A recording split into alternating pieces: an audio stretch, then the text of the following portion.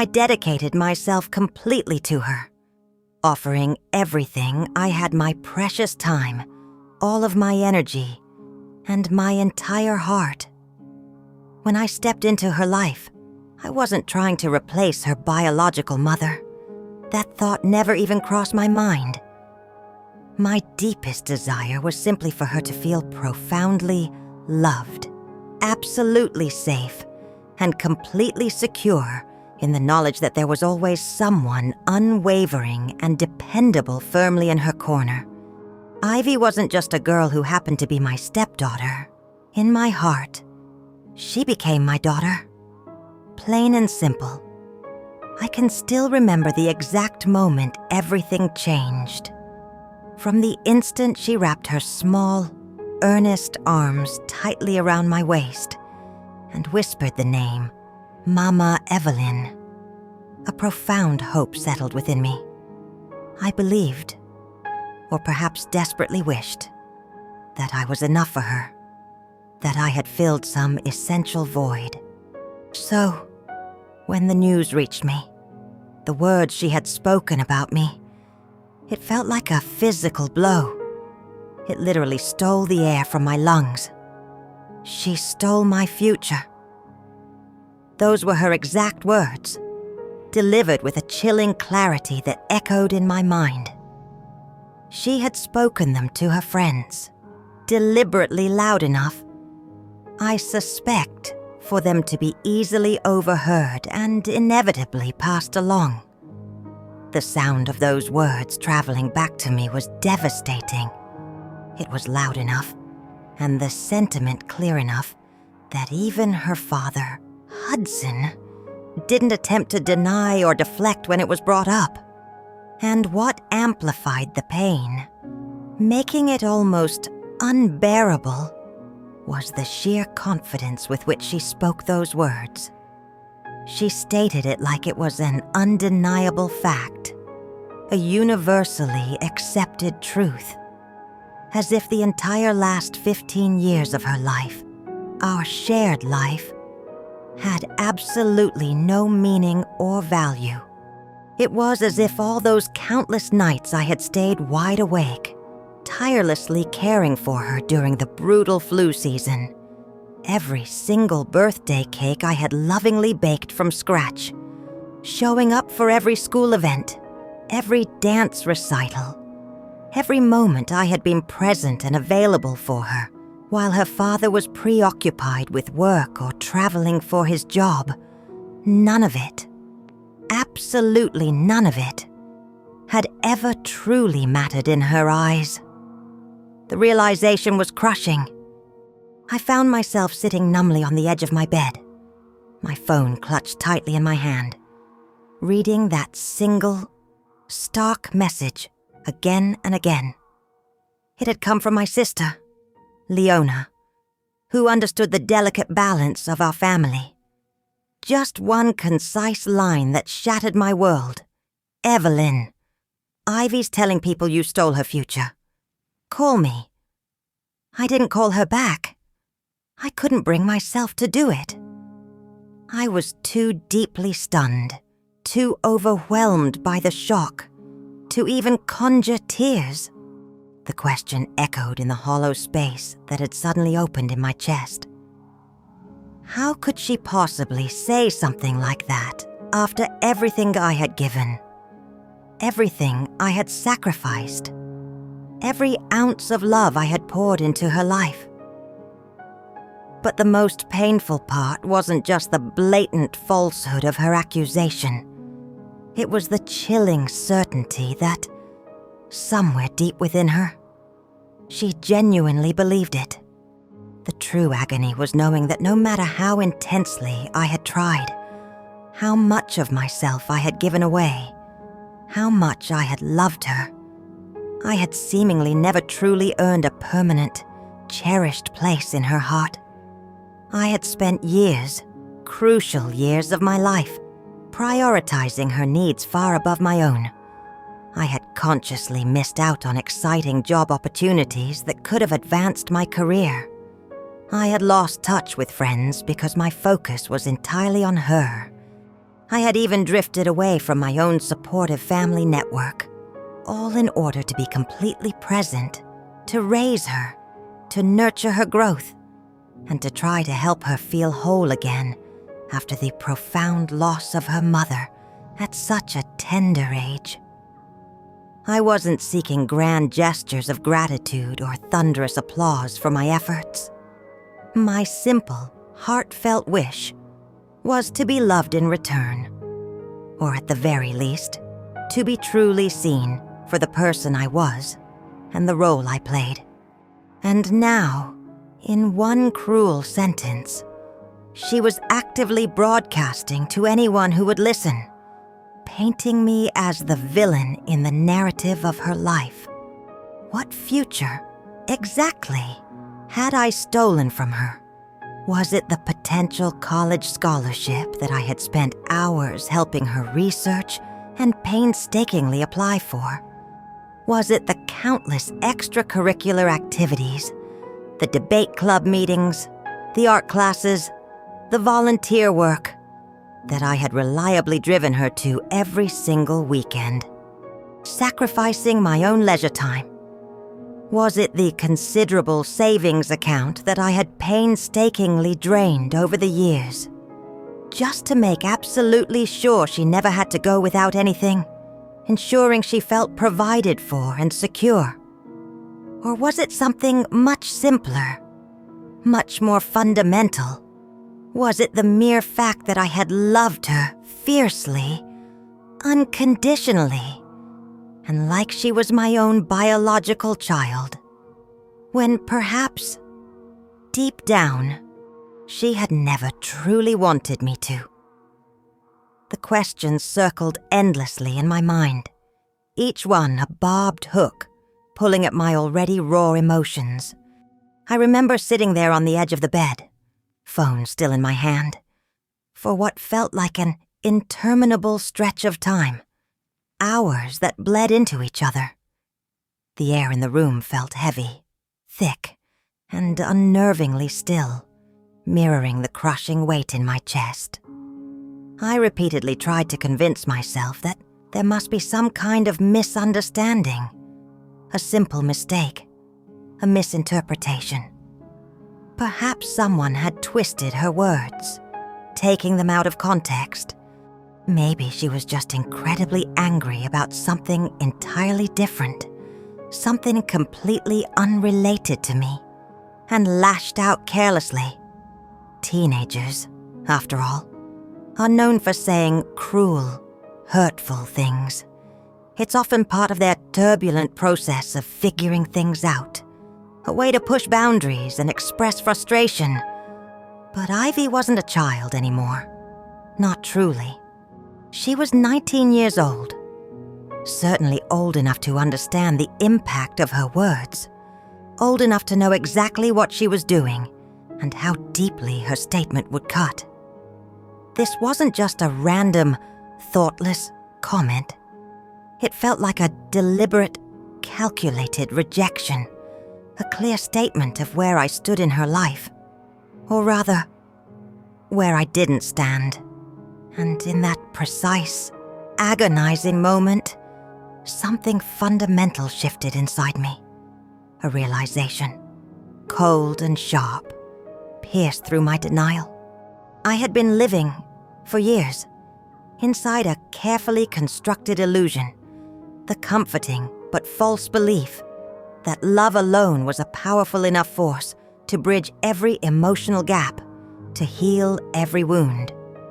I had genuinely believed that if I just tried hard enough, if I sacrificed enough of myself, if I simply loved her with every fiber of my being, I could somehow make her whole again, fill the emptiness left by her mother's absence. I had foolishly thought I had successfully patched the cracks left in her young heart by her mother's death. But perhaps, the harsh truth was, those cracks were not mine to fix. Maybe she had never, ever wanted me to even try. That night, sleep was an impossible luxury. I sat in the silent darkness of the bedroom, surrounded by the quiet stillness of a home I had invested so much into building. A home that now felt alien and cold.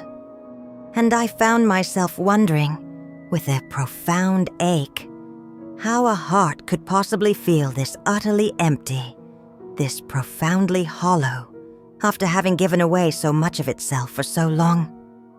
That night, in the quiet solitude of my own home, is truly where my story, the next chapter of it anyway, begins. It doesn't begin with the legal adoption papers that were never signed, formalizing a bond I felt was already unbreakable. It doesn't begin with the countless lullabies I sang softly to a grieving 5-year-old girl, trying to soothe her pain.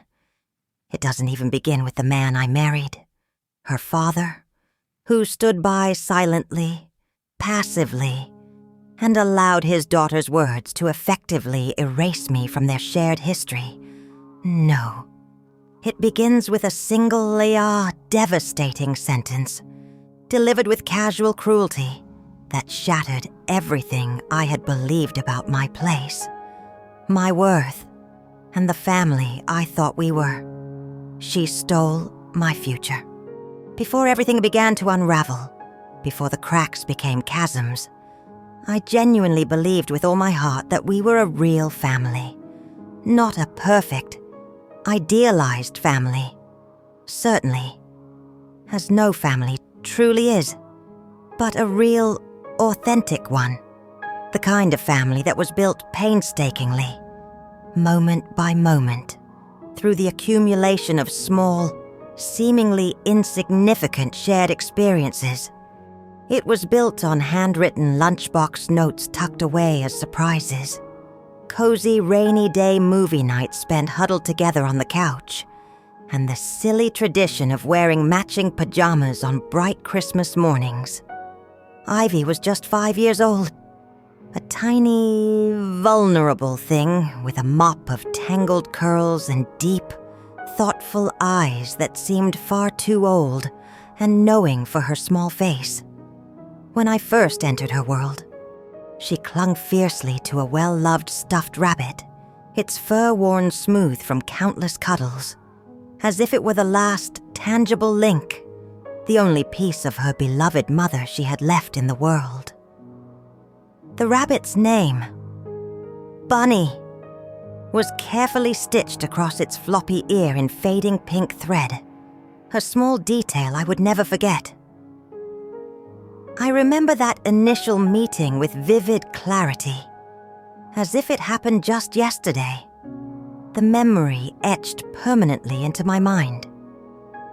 Her father, Hudson, had suggested we go to the local park, one where Ivy loved to play and feel a sense of normalcy.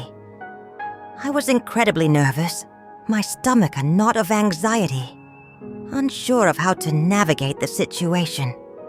Should I wave? Should I speak first? Offer a tentative smile? What if she didn't like me? The potential for rejection felt overwhelming. But then, she spotted Hudson and ran towards him, a small whirlwind of energy. He gently crouched down beside her, his voice calm and reassuring, and subtly nudged her forward in my direction. "Ivy," he said softly. "This is Evelyn. She's my friend?" Ivy didn't respond immediately. She simply looked at me with that deep, unreadable, assessing stare that young children possess when they are silently deciding if you are safe, if you are trustworthy. I instinctively squatted down to her level, making myself smaller, less intimidating, and offered a genuine, gentle smile.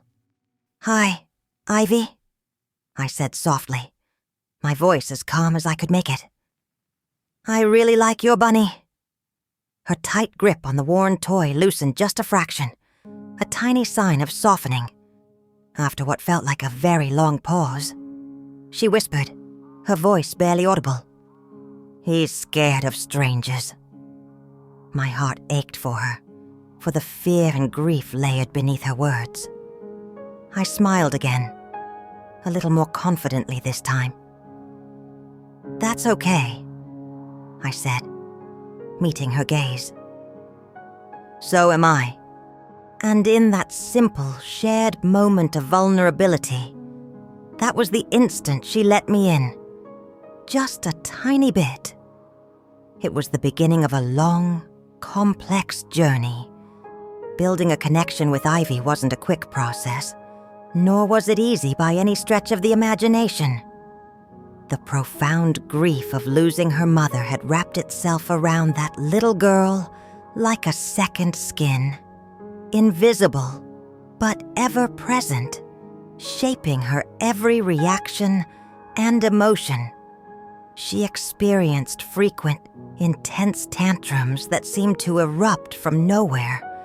She suffered from terrifying night terrors that would wake her, and me, in the dark hours.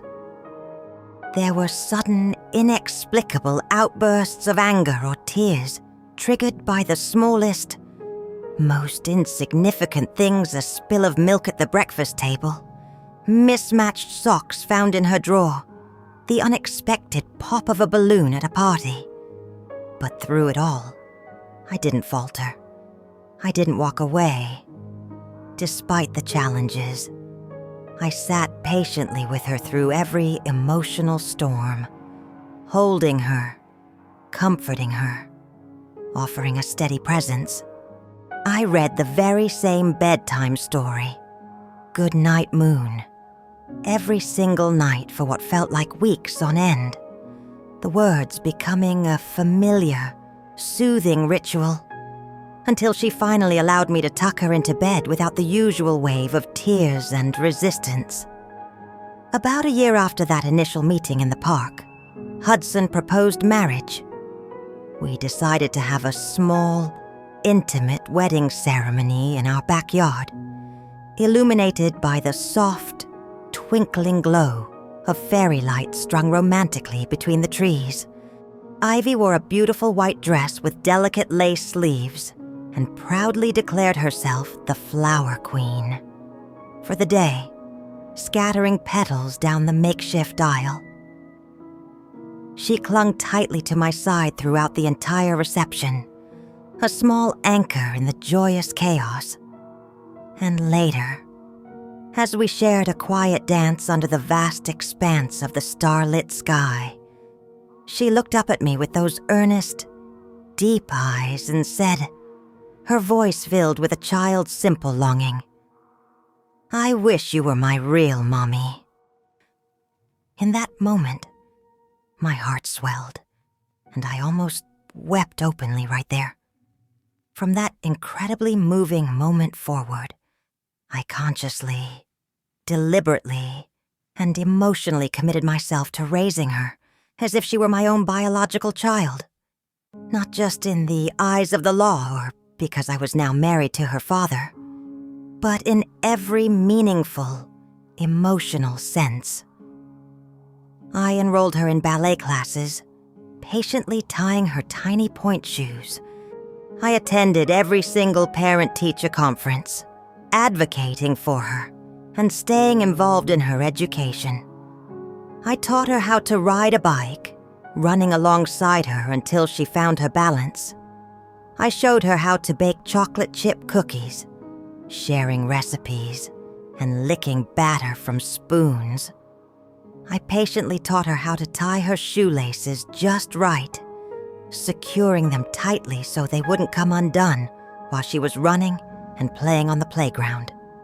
Hudson was present in her life, certainly, but often felt emotionally distant. He worked incredibly long hours, his job demanding and consuming, and traveled frequently, leaving me to handle the majority of the day-to-day responsibilities. Sometimes, I honestly felt like a single mother living within the structure of a married home, bearing the weight of all the childcare and household duties alone. But I never complained. I saw it as my essential job, my sacred duty to hold everything together, to provide stability and love for Ivy, for us as a nascent family. Every single year on Mother's Day, without fail, Ivy would create a handmade card for me, her small hands carefully drawing pictures and writing heartfelt messages. She would leave it, often awkwardly, on my pillow and pretend with a shy smile that it wasn't from her, maintaining a sweet charade. I have kept every single one of those cards, carefully tucked away inside a shoebox in my closet, a tangible history of our connection. My absolute favorite was the one she made when she was 10 years old. It read, in her developing handwriting, "Thank you for loving me when I was hard to love. You're not my first mom, but you're my always mom." I clung to those words with the fierce devotion of someone holding something sacred and precious. I truly believed they signified something permanent, something that couldn't be easily erased or broken. I genuinely thought we had forged a bond, a connection that was strong enough to withstand anything life could throw at us, no matter what challenges we might face. There were, of course, hard years sprinkled throughout that time. Navigating the teenage years, as any parent knows, does not come with a helpful instruction manual. Ivy became moody, withdrawn, and increasingly distant. She started hiding things from me, telling little white lies, and becoming evasive about where she was and who she was with. But I rationalized it, telling myself this was entirely normal teenage behavior.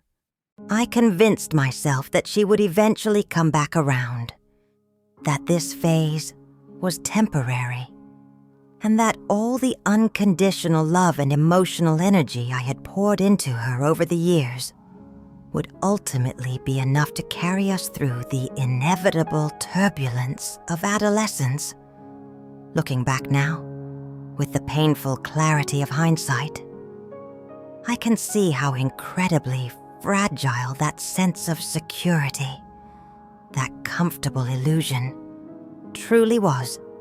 I had been building our family life, our shared reality, like a beautiful house constructed entirely of delicate glass, naively believing that love alone was the sturdy, unbreakable force strong enough to hold it all together, to withstand any storm. But underneath that seemingly solid foundation, a quiet, corrosive resentment was silently growing, taking root in the darkness, and I was completely oblivious to its presence. I was so utterly certain, so secure in the belief that we were okay, that our bond was inviolable. I was wrong, terribly wrong, because while I continued to look at her with the unwavering love and perspective of a mother, she, unbeknownst to me, was slowly but surely starting to look at me through the lens of an obstacle, a person standing in her way. And that painful shift, that subtle redefinition of our relationship, began long before I was even aware of it, long before any outward signs became visible. But by the time I finally, painfully, recognized what was happening, the damage was already done. The foundation I thought was glass was, in fact, built on sand, and it was starting to crumble. I think the first truly visible crack, the undeniable fissure that hinted at the deeper damage beneath the surface, appeared when Ivy turned 16. It had already been a long, emotionally taxing year. Her grades had taken a worrying dip. Her mood swung dramatically in sharp, unpredictable waves, and her bedroom had gradually transformed into a guarded fortress, a private space I was no longer permitted to enter without knocking firmly twice and patiently waiting for her reluctant, often grudging, approval. Despite the growing distance and the palpable tension, I was still determined, fiercely determined, to make her 16th birthday feel genuinely special, a memorable milestone in her young life. I spent hours in the kitchen, lovingly baking her absolute favorite red velvet cake entirely from scratch, carefully measuring ingredients and mixing batter with anticipation. I ordered custom decorations adorned with her favorite quote from that animated movie she had adored when she was a little girl, a simple, powerful reminder that read, "You are braver than you believe." I even splurged on a special gift, a beautiful necklace made of sterling silver, delicately etched on one side with her name, and featuring a tiny, subtle heart on the other, a symbol of my enduring love. I envisioned a perfect scene us sitting together at the kitchen table, illuminated by the soft glow of candles on the cake, laughing easily. Perhaps even sharing one of those rare, quiet, heart-to-heart conversations that teenage girls occasionally offer up when they feel truly safe and seen. But that hoped-for moment, that idyllic vision, never materialized. That morning, as I stood over the finished cake, carefully piping the last few delicate swirls of cream cheese frosting onto its surface, Ivy walked into the kitchen, her phone already in her hand, her attention seemingly elsewhere. Without even glancing in my direction, she announced abruptly, "I'm going to Aunt Dana's for my birthday. She's taking me shopping." My hand stilled over the cake. I paused, the frosting bag momentarily forgotten. "Oh," I replied, trying to keep my voice light and neutral, masking my sudden disappointment. "I didn't realize you had made plans with Dana." She shrugged, a small, dismissive gesture. "She texted me last night." I forced a smile, attempting to maintain a casual, unbothered demeanor. "Well, I made your cake," I offered hopefully.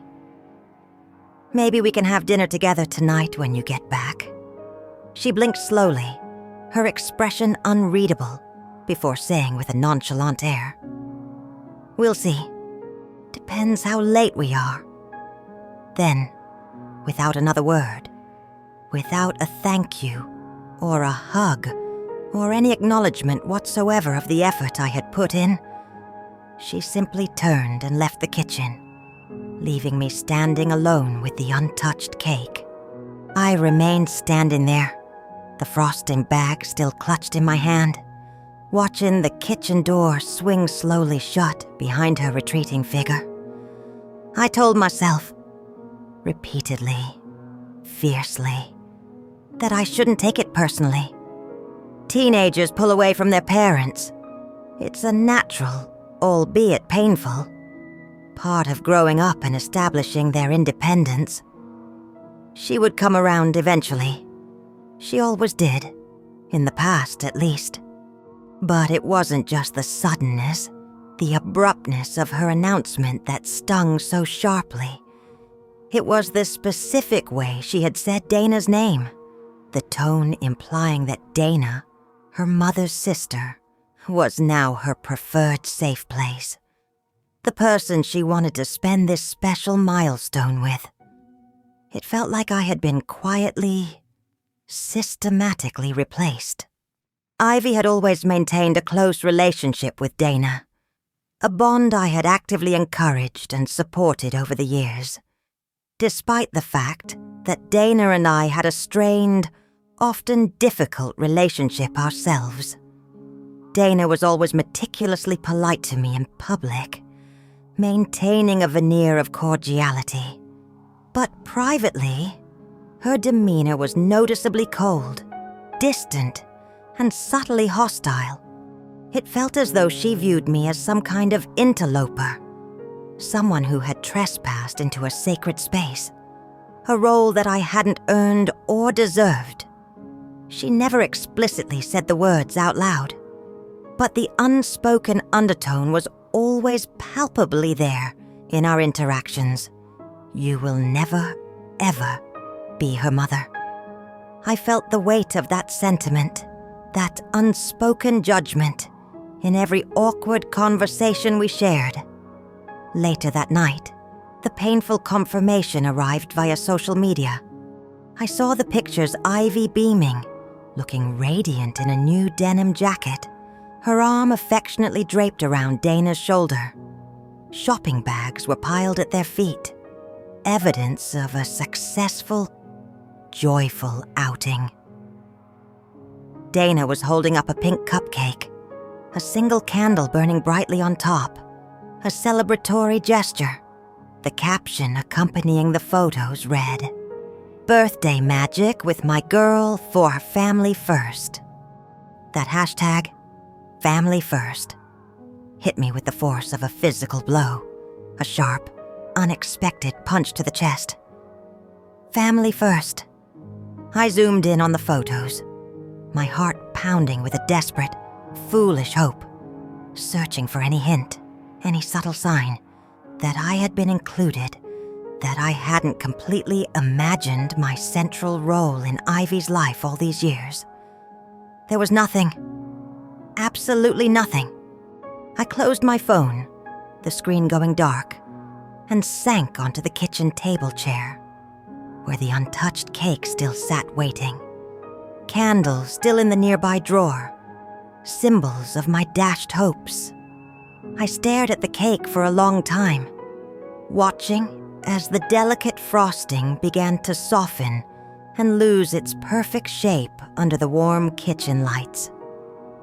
Hudson came home about an hour later, his usual late arrival after work. I told him what had happened, the sting of it still raw. He responded with a weary, half-hearted, "She's a teenager. Evelyn. You know how they are." Before heading directly to the living room to turn on the sports game, dismissing my pain with a wave of his hand. That's when the deeper realization hit me. Hard and undeniable this wasn't merely about a missed dinner or a forgotten birthday cake. This was something far more significant, something fundamental shifting beneath our feet. Ivy wasn't just acting out, going through a phase. She was actively, deliberately pulling away, redefining her inner circle, deciding who belonged and who didn't. And I was no longer firmly, securely in it. I can still remember the moment I scraped that beautiful, untouched red velvet cake into the trash can, piece by careful piece. It wasn't a dramatic act, not outwardly. I didn't break down and sob. I just stood there, quietly wiping each piece into the bin, trying to make as little noise as possible, maintaining a quiet composure. But inside, it felt as though I wasn't just discarding dessert.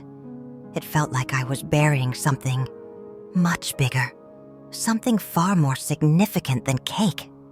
That night, lying awake in the darkness, I wondered with a profound ache how a girl I had loved with every ounce of my being, a girl I had nurtured and raised as my own, could make me feel like a complete stranger in the very home I had helped create. It was the first time I asked myself a question that would return, haunting my thoughts for months afterward. Was I the only one who still thought we were a family? Was this entire reality I had built just a figment of my own desperate imagination? After her 16th birthday, a subtle but undeniable shift occurred in the atmosphere of our house. It wasn't a loud, dramatic change marked by shouting matches or slammed doors, but rather a quiet, insidious withdrawal that manifested in the invisible spaces where love and connection typically reside. The spontaneous hugs disappeared first, replaced by awkward distance. Then came the absence of good night wishes whispered in the hallway. Eventually, even her voice, once a frequent sound in the house, became a rarity. Ivy began moving through our home with the detached air of a temporary guest, someone with a metaphorical suitcase already packed in her heart, ready to leave.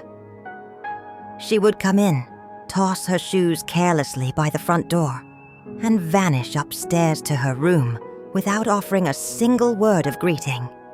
If I attempted to bridge the gap, knocking tentatively on her door, she would respond with curt, one-word replies that felt like slamming doors in my face. Fine. Busy. Later. I tried desperately not to take it personally, repeating the familiar mantra to myself that this was simply what teenagers did as they asserted their independence. But I couldn't shake the unsettling feeling that I wasn't just being temporarily shut out. I was being actively, systematically erased from her life, from the fabric of our home. Despite the constant rejection, I kept trying to show up for her, to maintain some semblance of connection. I would leave her favorite snacks, like bags of pretzels or bottles of iced tea, in the pantry where she would find them. I would offer her rides to school or to hang out with friends, even when I knew she would likely ignore the offer or respond with a sigh of annoyance. I even resumed waiting up for her on the nights she went out, sitting in the quiet living room, just to ensure she made it home safely, needing that small reassurance. Some nights, she would brush past me as if I were merely another piece of furniture in the hallway, completely invisible. Other nights, she would pause just long enough to glance at me, her expression blank, and mutter, her voice devoid of emotion. "You don't have to wait up, Evelyn. You're not my mom." The first time she uttered those specific words, "You're not my mom," I literally froze in place, my breath catching in my throat. She didn't yell it in anger. She didn't spit it out like a venomous insult. She said it calmly, matter-of-factly, with the casual tone of someone correcting a stranger who had mispronounced her name. In that moment, 1,000 retorts flooded my mind. I wanted to scream, to list every single thing I had done for her, to remind her of the time I had held her for 4 agonizing hours straight when she was burning up with a fever of 103 degrees, of the time I had painstakingly spent 2 weeks sewing her intricate Halloween costume completely by hand, of the night she had gotten her first period at school and, in her panic, had called me. Not her father, not her aunt, but Mommy. But I said absolutely nothing. The words remained trapped in my throat because I knew, with heartbreaking certainty, that any attempt to remind her of those intimate, shared moments would only sound like desperate begging, a pathetic plea for validation she was unwilling or unable to give.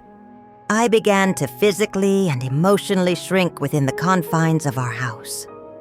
I performed household chores automatically, cleaning surfaces and doing laundry without being asked, simply to occupy my time and energy.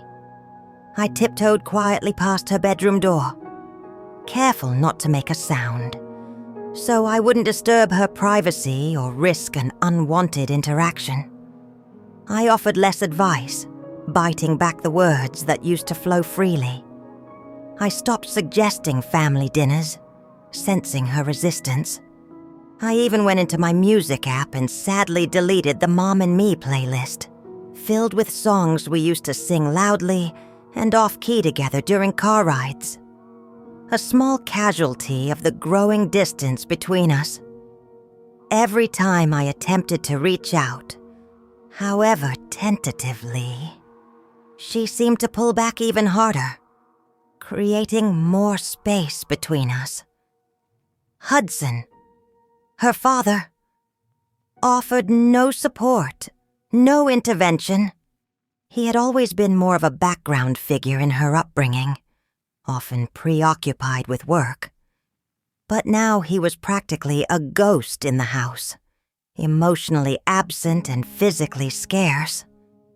He continued working late into the evenings, nodded distractedly through my attempts at conversation, and actively avoided any form of conflict, especially with Ivy, as if avoiding difficult conversations was a required part of his job description.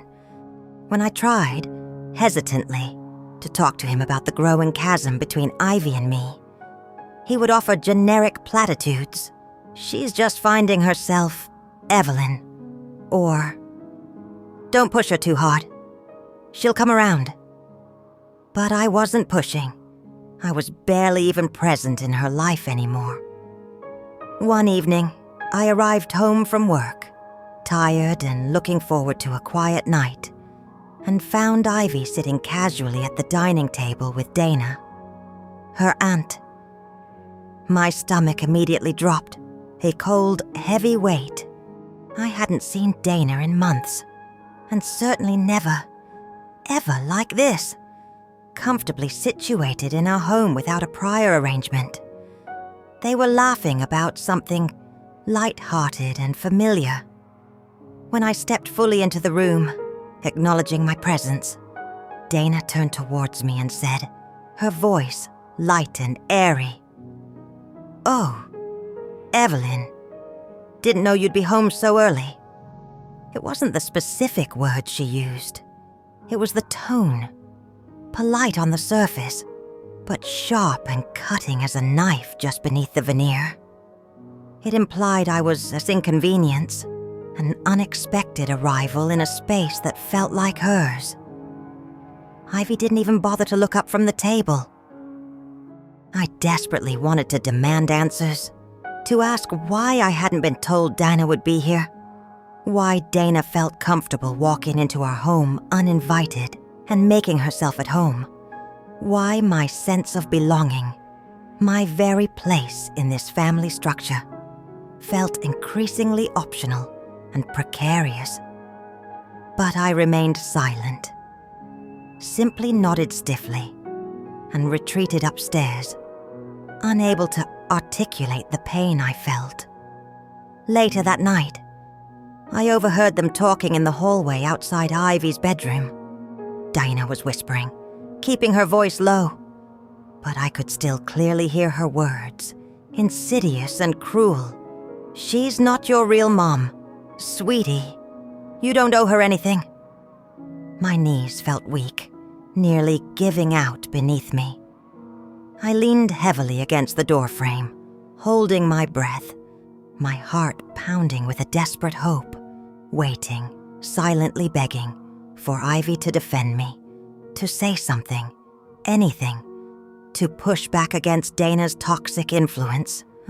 But all I heard was the soft, defeated sound of Ivy's bedroom door closing, sealing her away from me, confirming my worst fears.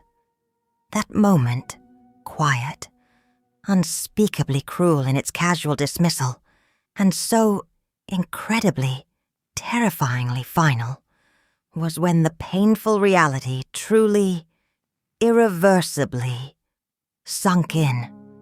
She was no longer mine, not in the way she had been, not in the way I had cherished. And standing there, listening to the silence behind her closed door, I had absolutely no idea how or when I had lost her completely. The girl who had called me Mama Evelyn had vanished, replaced by a stranger who saw me only as an obligation, an obstacle, someone to be dismissed and erased. The moment that irrevocably broke something fundamental inside me didn't occur in the privacy of our strained home. It happened in front of a dozen people I barely knew. A small audience that felt, in my heightened state of shock and pain, as vast as a stadium. It was Ivy's senior year of high school, and she had been nominated for a prestigious leadership award. The news didn't come from her or from Hudson, but from a neighbor I ran into at the grocery store. "Congratulations," the woman had said, her voice genuinely warm and cheerful. "You must be so incredibly proud of your daughter." I smiled automatically, a practiced reflex, and nodded, pretending I wasn't hearing this significant piece of information for the very first time, trying to maintain a semblance of normalcy while my mind reeled. When I cautiously brought it up at home later, Ivy responded with typical teenage nonchalance, her expression flat. "Oh, that it's no big deal," she mumbled dismissively. "It's just a school thing." But for me, it was a big deal.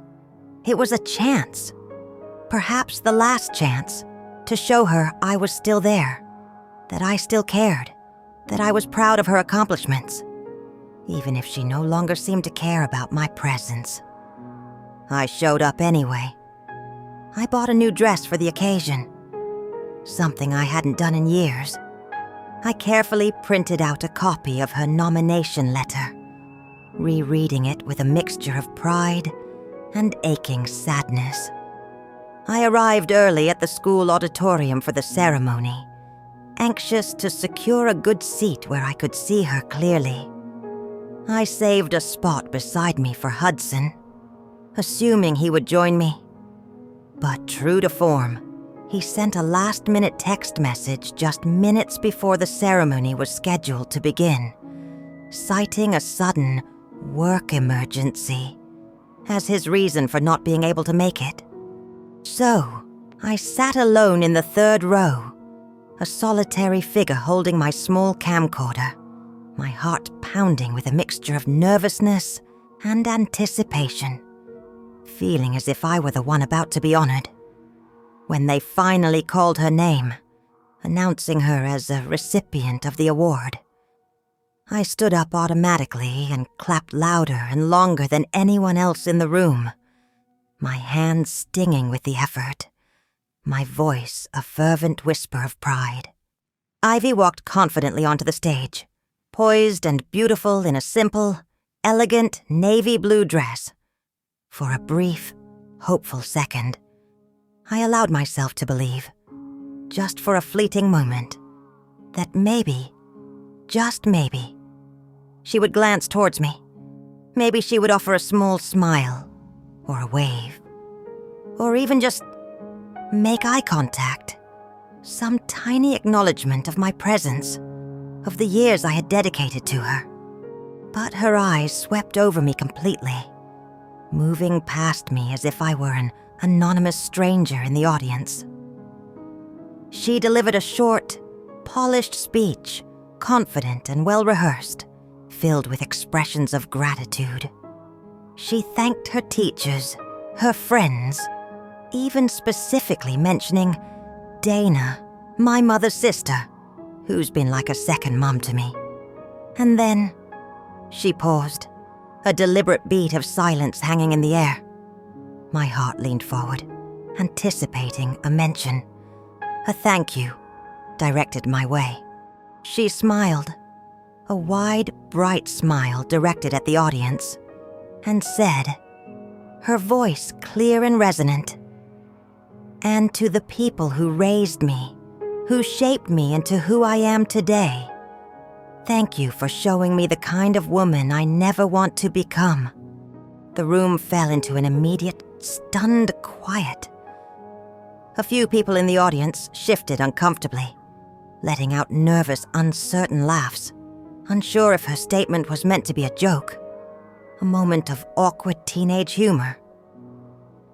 I sat frozen in my seat, every cell in my body numb, my mind desperately attempting to process, to make sense of the incredibly cruel words I had just heard publicly directed at me.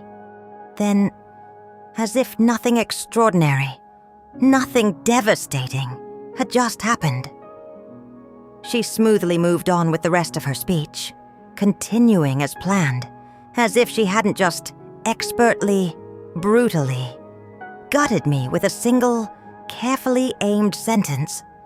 I honestly don't remember the rest of the ceremony. I don't recall leaving the auditorium or the drive home. I barely remember the physical act of putting the camcorder back into its case upon reaching the house. But I distinctly remember walking into the house, stepping into the kitchen, and seeing Ivy's award certificate lying casually on the counter, discarded next to an uneaten sandwich. I stared at it for a long time, the words on the certificate blurring through unshed tears. Then, I simply turned and walked slowly to my bedroom, the silence of the house amplifying the deafening echo of her words in my head. I didn't cry immediately. Not at first. I just sat there in the heavy silence of the room, playing the moment over and over again in my mind, a torturous loop, waiting for the sharp, stinging pain to dull, to subside. It didn't. Instead, the feeling of rejection and humiliation kept tightening around my chest like a suffocating rope, making every breath a little harder, a little shallower than the last. When Hudson finally came home hours later, looking tired and oblivious, I told him what had happened, recounting the words spoken on the stage. He leaned against the doorframe of the bedroom, rubbing his face wearily, and offered the same tired, dismissive response. "She's under a lot of pressure. Evelyn, it's her senior year. You might be reading too much into it. Too much into it." The words felt like another small cut. I had been her mother in every single way that truly mattered. Not by biology, but by choice, by dedication, by love. I had poured my very soul, every ounce of my being, into raising that girl, guiding her, supporting her. And now, in a public forum, I was being held up as an example of failure, like a cautionary tale. A person to actively avoid becoming. That night, the dam finally broke. I cried for hours, deep, silent sobs, trying desperately to keep them quiet so no one in the house would hear the sound of my heartbreak. I buried my face in my pillow, muffling the sound, and allowed years of swallowed pain, suppressed disappointment, and unspoken hurt to finally surface. It wasn't just the sheer humiliation of being publicly dismissed and disowned. It was the deep, throbbing ache of realizing that even in a moment where she was supposed to shine, a moment of her achievement and success, she had actively wanted me erased from the picture. My contribution nullified. I wasn't just unwanted in her life anymore. I was actively unwelcome. And the more I clung to the desperate, fading idea that we still had something precious, something salvageable between us, the more I was simply humiliating myself by staying and trying. Something profound and vital inside me broke that night. Something small, perhaps, but essential. A fragile thread that had held me together, defining me as a mother, a wife, a woman. It snapped under the immense pressure, and in the quiet aftermath of that breaking, I knew with absolute certainty that things between us, between me and Ivy, and perhaps between me and Hudson as well, would never, ever be the same again The life I had known, the identity I had embraced, was gone.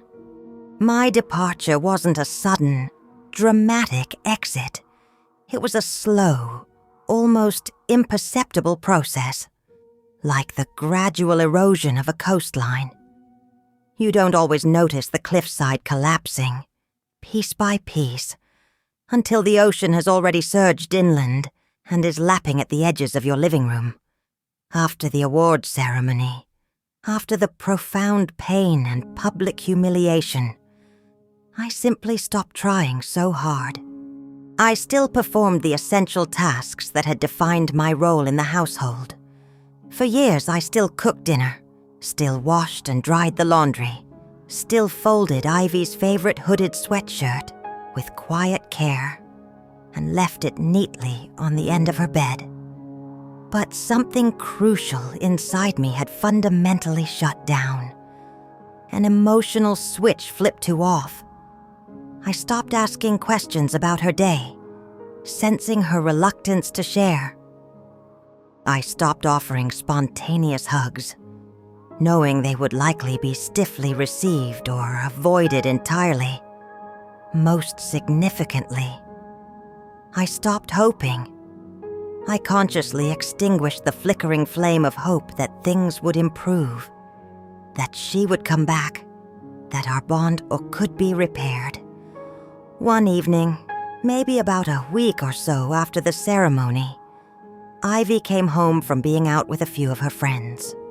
I was sitting at the dining table, trying to distract myself by going through old bills and sorting through the medical records related to my mother's estate. A task that felt less painful than thinking about my own life. I'd had a persistent, dull headache all day, and all I really wanted was a bit of peace and quiet. She brushed past me without saying a single word, her presence a whirlwind of noise and energy. Her friends trailed in behind her, laughing loudly and tossing their shoes carelessly in the entryway, acting as if the house didn't belong to anyone in particular. Certainly not me. I looked up from the papers, managed a small, tired smile, and said, my voice gentle but firm, "Hey girls, could you please put your shoes in the closet?" One of them visibly rolled her eyes, a gesture of teenage defiance. Ivy didn't even acknowledge my presence, didn't look at me, didn't offer a word.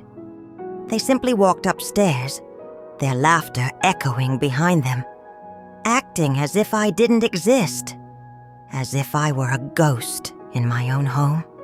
Just a few minutes later, after they had retreated to Ivy's room, I heard the unmistakable sound of Ivy's voice, deliberately loud enough to carry down the hallway, ensuring I would hear it. "She's just some woman my dad married," she said, her tone dismissive. "It's not like she's family. Just some woman." The words landed like stones in my chest. I stared blankly at the stack of papers in front of me, my mother's distinctive signature looping across a will she had written years ago. My own mother, who had loved Ivy unconditionally from the moment she met her, who had never once doubted the depth or sincerity of my love for Ivy, who used to tell me with quiet conviction, "Evelyn, you may not have given her life, but you're the reason she has one, the reason she has had a stable, loving home." And yet here I was, reduced to a mere stranger, an insignificant presence, under my own roof. I'm not entirely sure what prompted the action, what finally pushed me over the edge, but something inside me snapped. I stood up from the dining table, the medical record suddenly feeling meaningless, walked purposefully to the kitchen, and opened the small drawer where we kept spare keys for the house. My fingers immediately found the keyring I was looking for, the one with the tiny, faded pink heart-shaped tag, The one Ivy had excitedly picked out herself when she was just 12 years old, declaring it our special key. I slipped it quietly into my pocket. The cool metal, a small comfort. I walked upstairs, past the closed door of Ivy's room, where the laughter had already picked up again, oblivious to my inner turmoil. I went into the bedroom Hudson and I had once shared, a space that now felt cold and unfamiliar. He was already in bed, as usual, his attention focused on his phone, scrolling through something unimportant. I stood in the doorway for a moment, gathering my resolve, and said, my voice calm but firm, "Hudson, can we please talk?" He barely glanced up from his screen, his voice lacking any real interest. "What's going on?" "I can't do this anymore," I said, the words steady despite the slight tremor in my hands. I'm tired of feeling completely invisible in my own home. I'm tired of living with someone who seems to actively hate me. He sighed, a sound of weary impatience, as if I were overreacting, being overly dramatic. "She's just being a teenager. Evelyn," he said, resorting to his usual dismissal. "You're taking everything so personally." "No, Hudson," I said, my voice rising slightly, fueled by a surge of righteous anger. "This isn't just about Ivy and her behavior. It's about you, too. You've stood by. You've allowed her to treat me like a stranger, to erase me from her life. And you've done absolutely nothing, not one single thing, to stop it." He finally sat up in bed, annoyance etched on his face. "What exactly do you want me to do?" he asked, his tone defensive. "Force her to love you?" "No," I replied quietly, the anger draining away, replaced by a profound sadness. "But you could have reminded her who I was, what I gave to this family, what I gave to her. You could have stood up for me, just once. You could have told her that I mattered." He was silent then, a heavy, telling silence that stretched between us. And in that deafening quiet, I knew with crushing certainty that I had been right all along. He hadn't just been oblivious or busy. He had been complicit in my erasure, passively allowing his daughter to push me out. I packed a small, functional bag that night, moving with quiet purpose through the bedroom. Just a few changes of clothes, essential toiletries, and a folder containing important documents that were solely mine. I deliberately avoided looking at the wedding photos that still sat on the dresser. The memories they held were too painful to confront at that moment. I didn't leave a note, didn't say goodbye. As I walked out of the bedroom and through the silent house, the air felt heavy and still. No one stopped me. No one called out my name. The porch light flickered intermittently as I gently shut the front door behind me, casting a long, lonely shadow across the familiar driveway. I sat in my car for almost 10 minutes, the engine still off, just sitting in the quiet darkness. I braced myself, expecting to feel a surge of panic, a wave of regret, perhaps even second thoughts that might compel me to go back inside. But instead, all I felt was an overwhelming, profound emptiness. It wasn't peace, not exactly, and it certainly wasn't clarity. It was just the cold, aching silence of being utterly, completely done. I finally turned the key in the ignition and drove through the dark, empty streets to my sister Leona's house, located 2 towns away. When she opened the door late that night and saw my face, my small bag clutched in my hand. She didn't ask any questions. There was no need for explanations. She simply pulled me into a tight, warm hug, holding me like she used to when we were children and needed comfort. "You stayed longer than anyone else would have, Evelyn," she whispered softly into my hair. I nodded, leaning into her embrace, because I knew, with a quiet certainty that settled deep in my bones, that she was absolutely right. I hadn't left because I was weak or because I had given up easily. I had left because I had finally reached the breaking point where I realized I was the only person left fighting, fiercely and alone, for a family that, in reality, no longer truly existed. Not in the way I had envisioned it. The peculiar thing about hitting rock bottom, I learned, is that no one ever adequately describes just how quiet it is. There isn't a dramatic crash, no shattering glass, no loud, cathartic breakdown accompanied by screams. It's not a scream at all.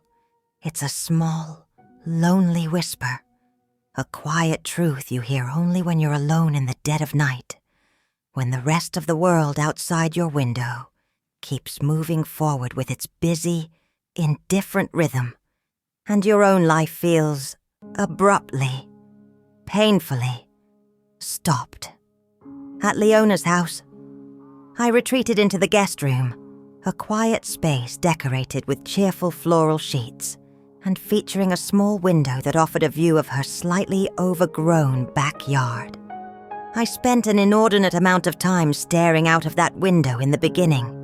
Morning, noon, night. It didn't seem to matter. I would just sit there, motionless, watching the wind rustle through the leaves of her trees, a silent observer, wondering with a hollow ache if my sudden absence had made even the slightest difference in the house I had left behind, if my leaving had even been noticed. Spoiler alert, it hadn't. No one called.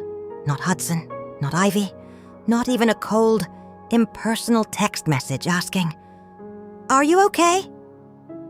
It was as if I had simply evaporated into thin air, leaving no trace, no void that needed filling. Leona, sensing my fragility, tried to frame my presence in her home as a necessary break, a temporary pause, rather than the complete collapse it felt like to me. She brought me a steaming mug of coffee every morning, made a simple toast for breakfast, and deliberately talked about everything and anything except the enormous, unspoken elephant looming in the room, the disintegration of my family and my identity.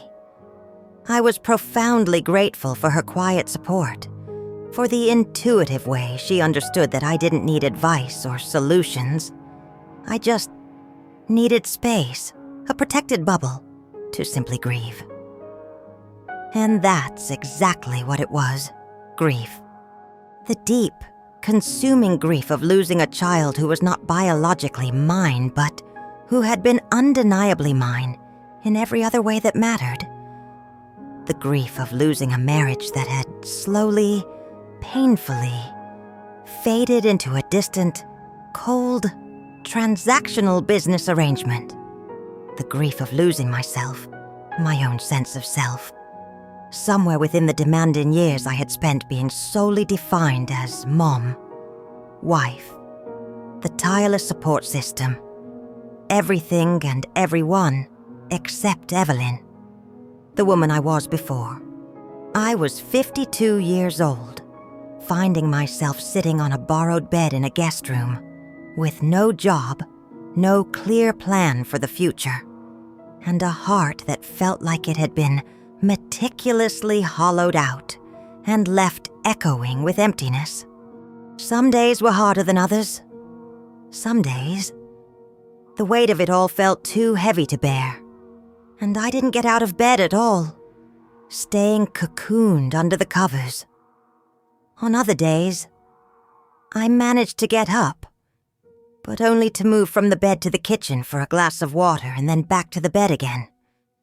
I didn't shower unless Leona gently reminded me, my sense of self-care having completely vanished. I didn't open my laptop. I didn't return voicemails from the 2 persistent friends who still checked in. Bless their hearts. I was consumed by a deep sense of embarrassment, of shame. How do you even begin to explain to someone that the people you devoted your entire life to, the people you loved unconditionally, had simply stopped seeing you, had effectively erased you from their world one bleak afternoon? I found myself sitting on the floor of the bathroom, staring blankly at my reflection in the mirror for almost an hour, not crying, not even blinking, just staring at the face that looked back at me. My face looked older, yes, but not just from the passage of time. It looked profoundly tired in a way that no amount of makeup could ever hope to fix. Like someone had dimmed the light, the spark, inside me.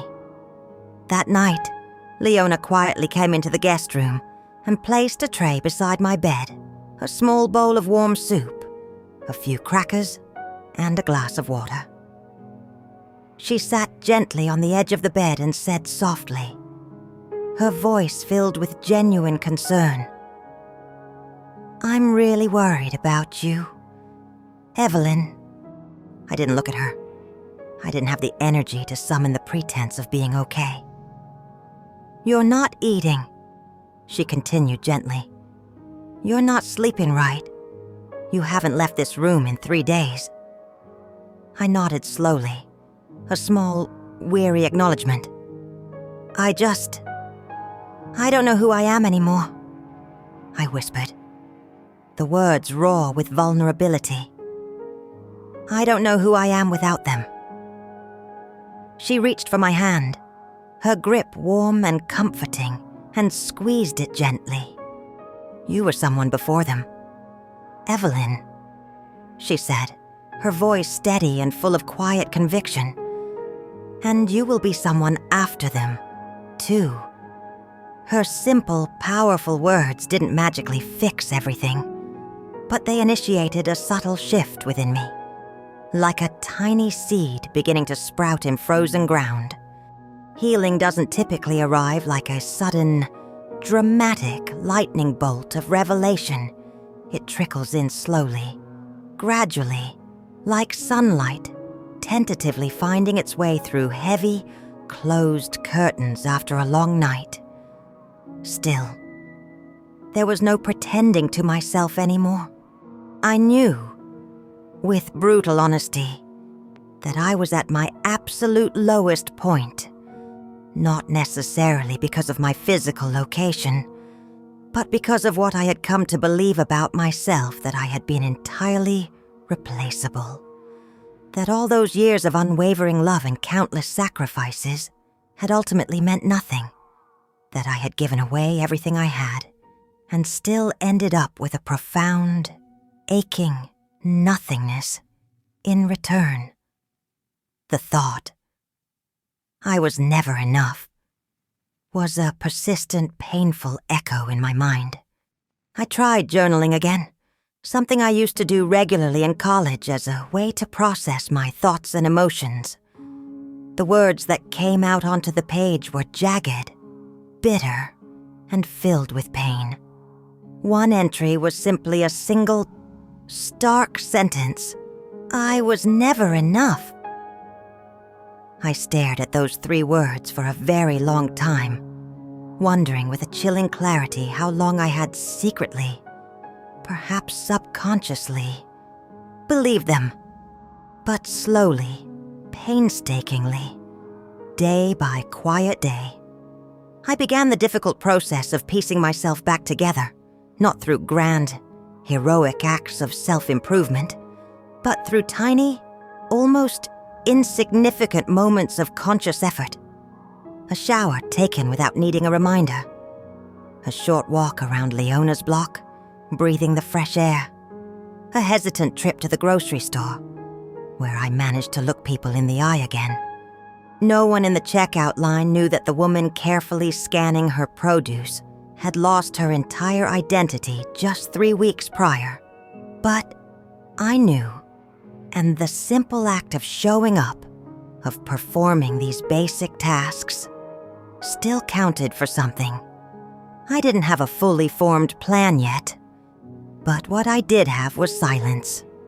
And while that silence had initially broken me, amplifying my pain and isolation, it was also, paradoxically, giving me the much-needed space, the quiet, uninterrupted time to simply think, to reflect, to breathe. That was the essence of rock bottom for me. Not the raging fire of anger, not the overwhelming fury of betrayal, but simply the quiet, undeniable truth that I had been living my life solely for other people for far too long. And perhaps, just perhaps, it was finally time to start living for myself. It happened on a quiet Wednesday afternoon, unremarkable in every other way, gray and forgettable. I was at Hudson's house, going through the last few lingering personal items that remained there. Leona had thoughtfully set a large plastic storage bin by the door in the garage, attaching a small post-it note that read, "Toss what you don't need. No rush." Sensing my hesitation, I almost didn't open it. The thought of sifting through those remnants of a past life, feeling too heavy. Inside the bin were a few old sweaters I hadn't worn in years. A collection of random, forgotten receipts. A dusty jewelry box containing costume jewelry, and a stack of unopened mail that Hudson had forwarded to Leona's house weeks earlier. Mail addressed to me that he hadn't bothered to sort through himself. As I rifled through the contents, my fingers brushed against something that felt out of place. Something substantial and unexpected. It was an envelope, thick and heavy, made of cream-colored paper, with no postage stamps and no return address printed on the front. The handwriting on the envelope stopped me completely, my heart freezing in my chest. It was elegant, careful, and undeniably familiar. On the front, written in soft blue ink, it read, "For Ivy. To be given when she's ready." I knew that handwriting instantly, recognized it from years of seeing it on birthday cards tucked away in boxes, on the carefully organized photo albums from Ivy's childhood, on a few cherished recipes still tucked into a drawer in our kitchen. It was Mara's handwriting. Ivy's mother. I stared at the envelope, holding it as if it were something fragile and potentially explosive, for what felt like an eternity. A strange, complex mixture of emotions washed over me. A jolt of guilt for holding something so personal. A surge of intense curiosity about its contents, and a prickle of fear about what it might contain. My initial instinct, the sensible one, was to immediately seal it back inside the bin, to pretend I had never found it. It wasn't mine to open, wasn't intended for me. It felt sacred, deeply private, a mother's final, intimate words to her beloved daughter, meant for her eyes only. But then, a long-forgotten memory surfaced. A conversation Hudson and I had had years ago, back when Ivy was still quite young. We were reorganizing the garage, clearing out old boxes, and came across a box filled with some of Mara's belongings.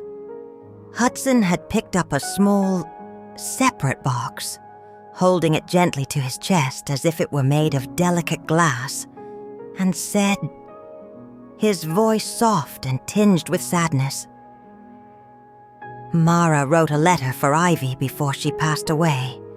She told me I should hold on to it, give it to her when the time felt right, when she was old enough to understand. I had completely forgotten all about that conversation, that detail, until this very moment. Apparently, Hudson had too, forgetting to keep track of such a precious item.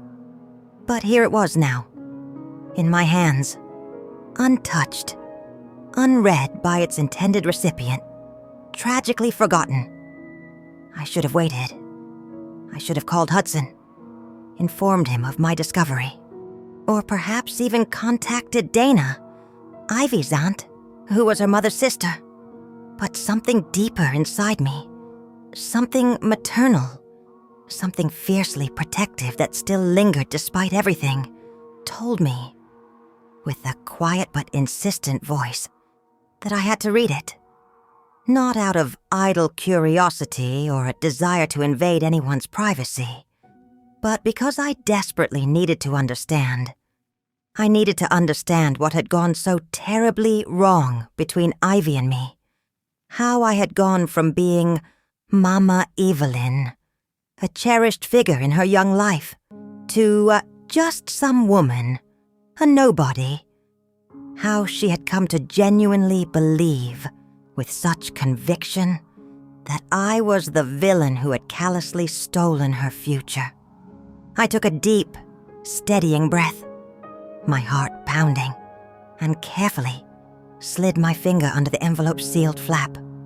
As I gently opened it, my hands trembled slightly. Inside was a single page, unfolded, written entirely in Mara's familiar, elegant handwriting. There were no smudges, no cross-outs, no signs of hesitation, just her clear, heartfelt words.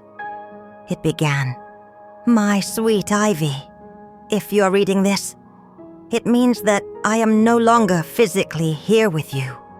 And that thought, that reality, breaks my heart more than words can possibly express. I wanted so desperately to see you grow up, to witness you becoming the incredible, beautiful woman I know. Without a shadow of a doubt, you are destined to be." The words blurred slightly as tears welled in my eyes, but I forced myself to continue reading. "But if I cannot be there to guide you, to celebrate with you, to simply be with you, I want you to know something profoundly important, something I hope you will hold on to. Please, my darling girl, don't let grief harden you. Don't allow the pain of losing me to turn you cold or bitter towards the world or towards others. It is absolutely okay to miss me, my love. It is okay to feel angry, to feel lost, to grieve deeply. But please, please, don't shut the world out as a result.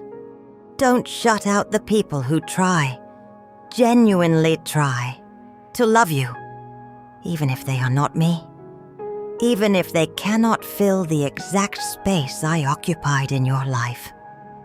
Mara's foresight, her incredible empathy, even in the face of her own mortality, was breathtaking. She continued, her words a gentle instruction, a plea from beyond. "I hope, with all my heart, that your father finds someone special, someone who will cherish him, and, just as importantly, someone who sees you, truly sees you, the way I do. Someone patient, kind, and steady. Someone who will be a loving presence in your life. And if he does, Ivy, my dearest girl, I want you to love her. I want you to open your heart to her. I want you to know, deep in your soul, that it is okay to let another woman hold your hand, to gently brush your hair, to sit in the audience, and proudly watch you in your school plays. It is okay to let her in, to allow her to become a part of your life. It doesn't mean for a single second that you are replacing me or forgetting me. It simply means that your heart, your beautiful, expansive heart, is big enough to hold more than one kind of love, more than one important person. I was openly crying now, tears streaming down my face, but my hands were steady, holding the letter carefully. Mara's words were a balm, a validation I hadn't known I needed. The letter concluded with a direct address to me, the woman she hoped would step into their lives. And to that woman, if you are somehow reading this, thank you. Thank you, from the deepest part of my soul, for loving my girl, for stepping in when I could not. Please, be gentle with her. Her grief, her pain, will likely manifest in strange, confusing ways as she grows. But underneath it all, she is still the same vulnerable little girl who used to clutch my necklace tightly when she was scared. Please remind her, often, that she is not alone in this world. With love always, Mara. By the time I reached the end of the letter, my entire body was shaking, trembling not with sorrow this time, but with a profound sense of revelation and, yes, validation. There it was, in Mara's own hand, the validation I had never thought I would receive. The permission I had never even realized had been granted. Mara hadn't viewed me as a competitor, a rival for her daughter's affection or memory.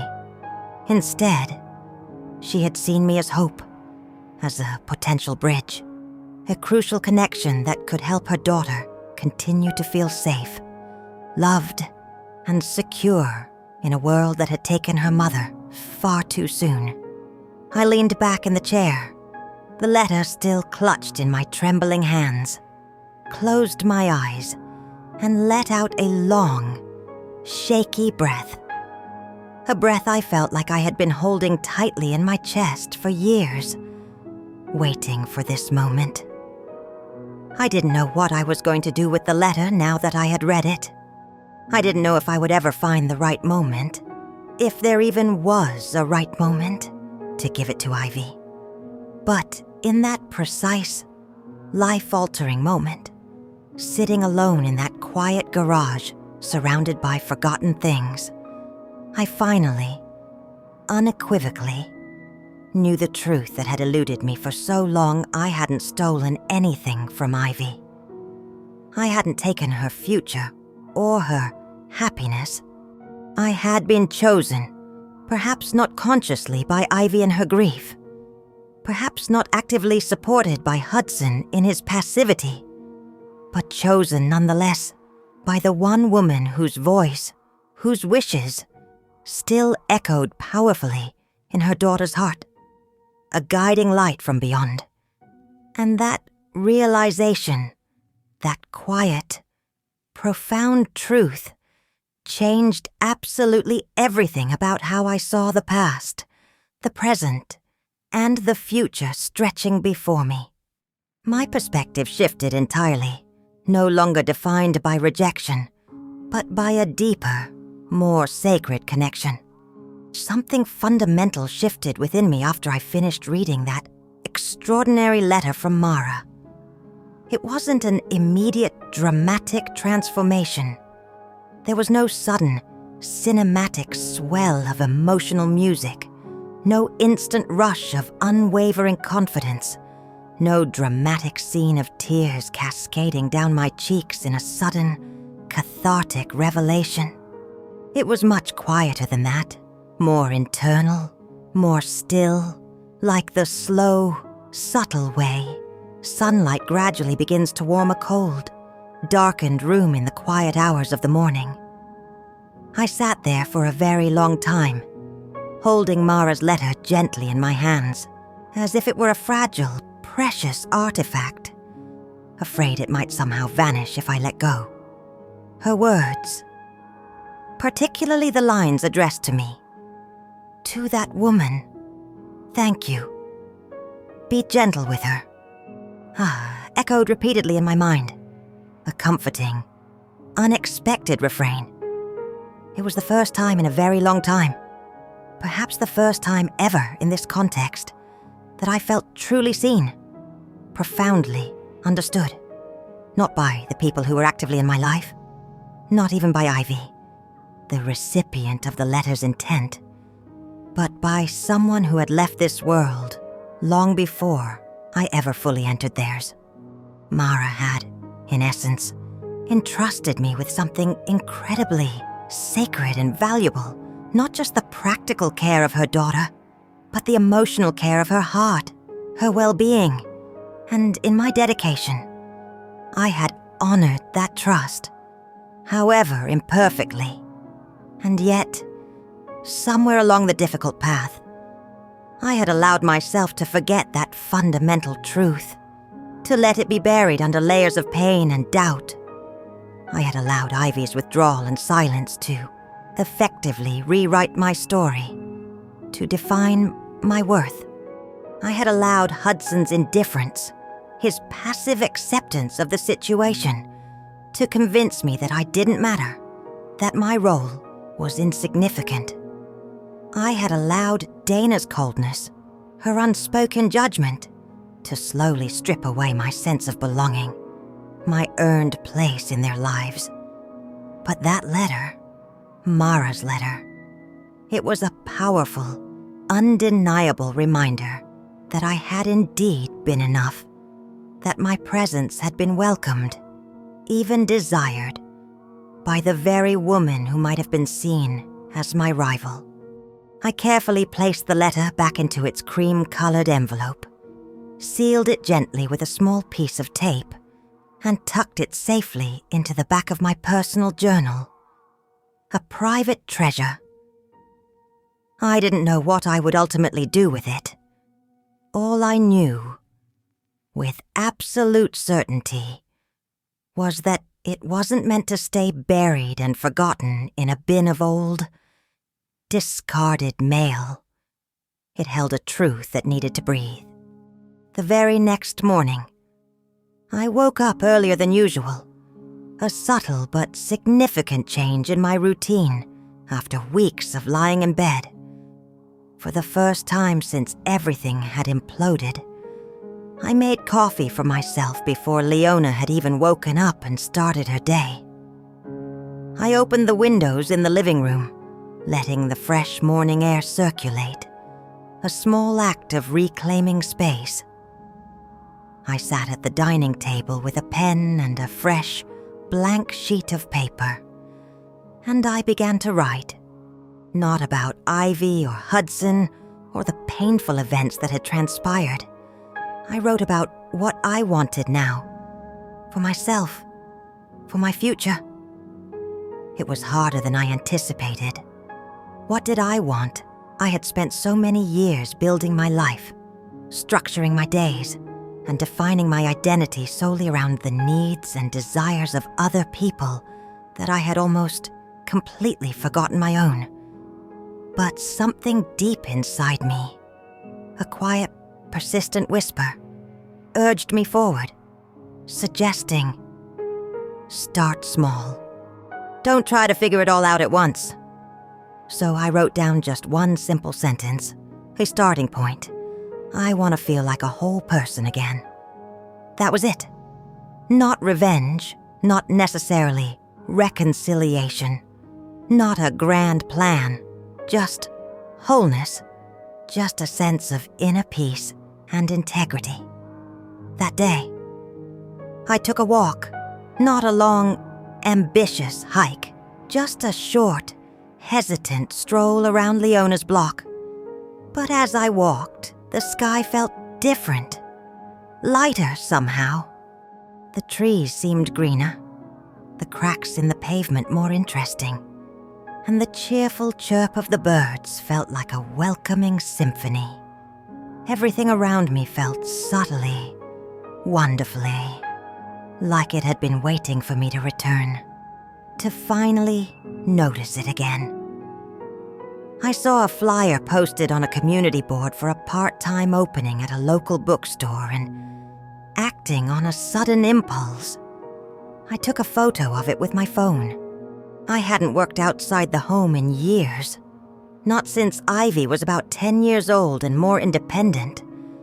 But the idea of it, the thought of stepping back into the world in this small way, didn't fill me with the familiar dread and terror it once would have.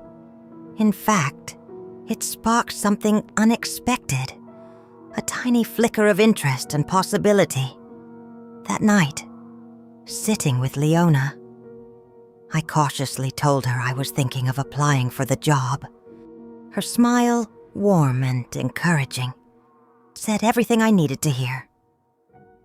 "It's about time, Evelyn," she said gently. "You've been keeping your soul on layaway long enough." And for the first time in what felt like an eternity, I laughed, a genuine, light-hearted sound. In the days that followed that small decision, I continued to take tiny, deliberate steps forward.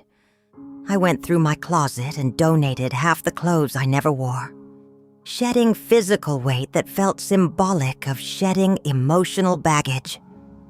I went through my phone's contact list and deleted the numbers of people who hadn't bothered to check on me since the separation, freeing myself from those one-sided connections.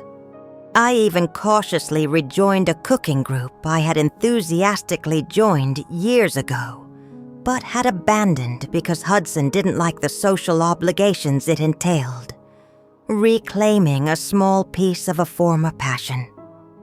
Each step was small, almost insignificant on its own, but each one was undeniably mine, a conscious choice made for myself, and through it all, I kept returning, metaphorically, and sometimes literally, to Mara's letter.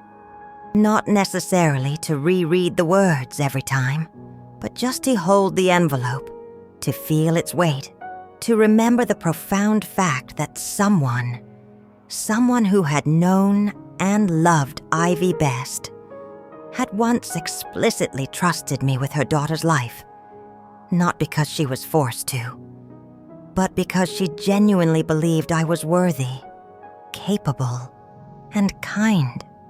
That belief, Mara's unwavering belief in me, slowly but surely began to root itself deeply within me, not as a defiant shield against the world, not as an inflated ego, but as a quiet, steady source of inner strength. Ivy might never see me through the same lens of love and dedication with which I had seen her.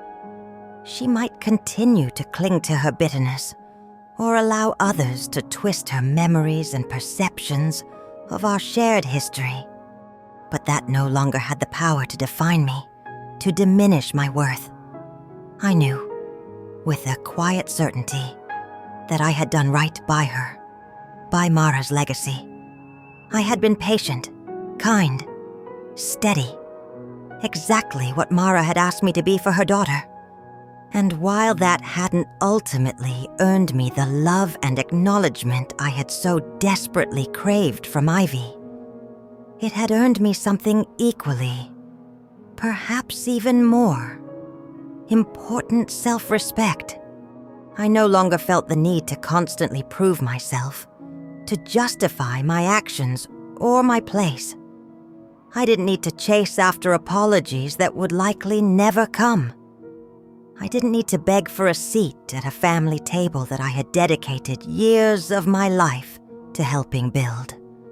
I was done shrinking myself to fit into a space where I was no longer welcome. And although I wasn't entirely sure what the future held, what came next on this unexpected path, I knew this one thing with absolute certainty.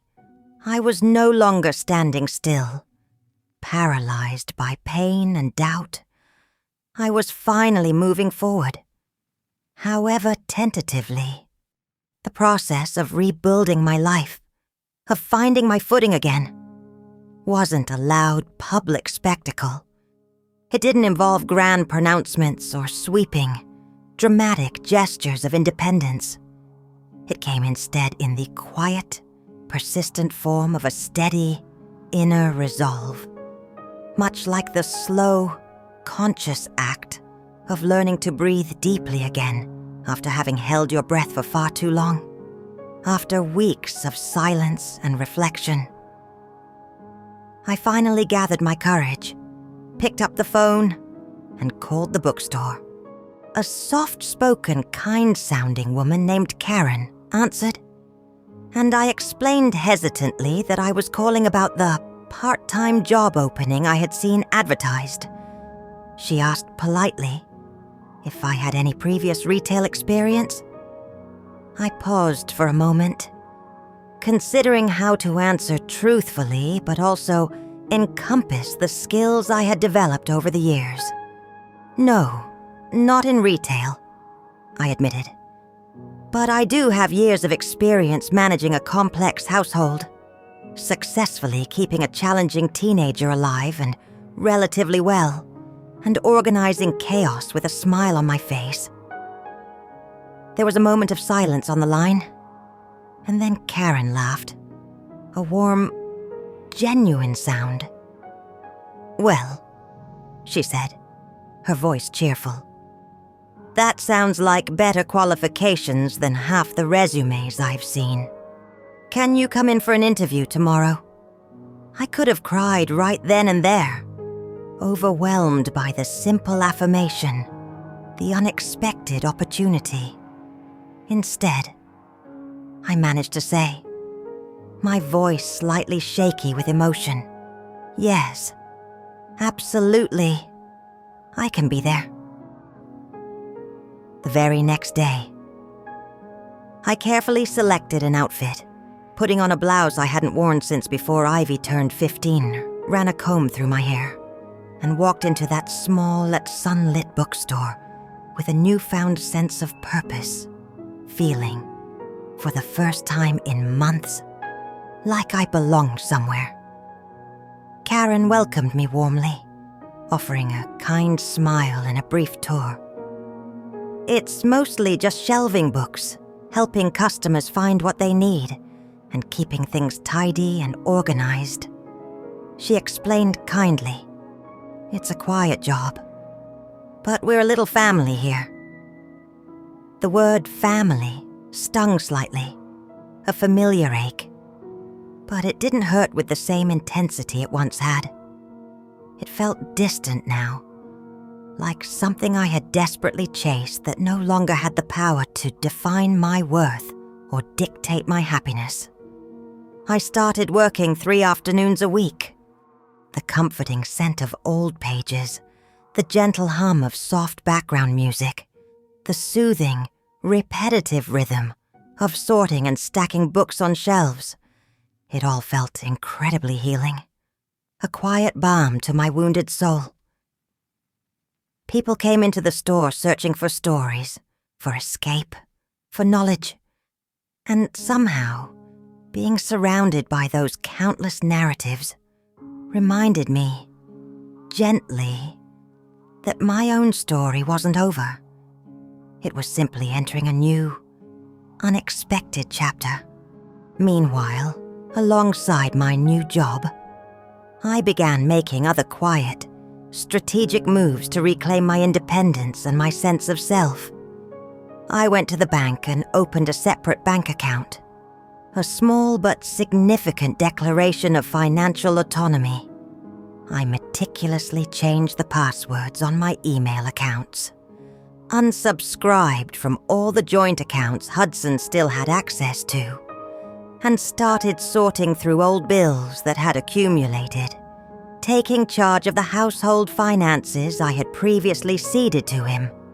I even started researching part-time online courses in financial literacy, practical skills I had let slide for years because Hudson had always handled that side of things. Not anymore. This wasn't about seeking revenge or harboring lingering anger. What I was doing wasn't even about them anymore. It was entirely about me, about deliberately reclaiming the pieces of myself, the responsibilities and autonomy that I had handed over so freely, naively believing that love meant surrendering my own identity for the sake of the family unit. I made a concrete list of small, achievable goals. Get my own health insurance policy sorted, create a personal budget and stick to it, learn how to file my own taxes independently, replace the outdated wardrobe I had stopped updating almost 10 years ago because my focus was solely on Ivy's needs. Every time I crossed something off that list, no matter how small the task, I felt a little more like myself again. Not the version of me who used to desperately beg Ivy to talk to her. Not the wife who passively waited for Hudson to come home hoping for crumbs of affection or acknowledgement. But me, Evelyn, a woman who was consciously choosing to start over.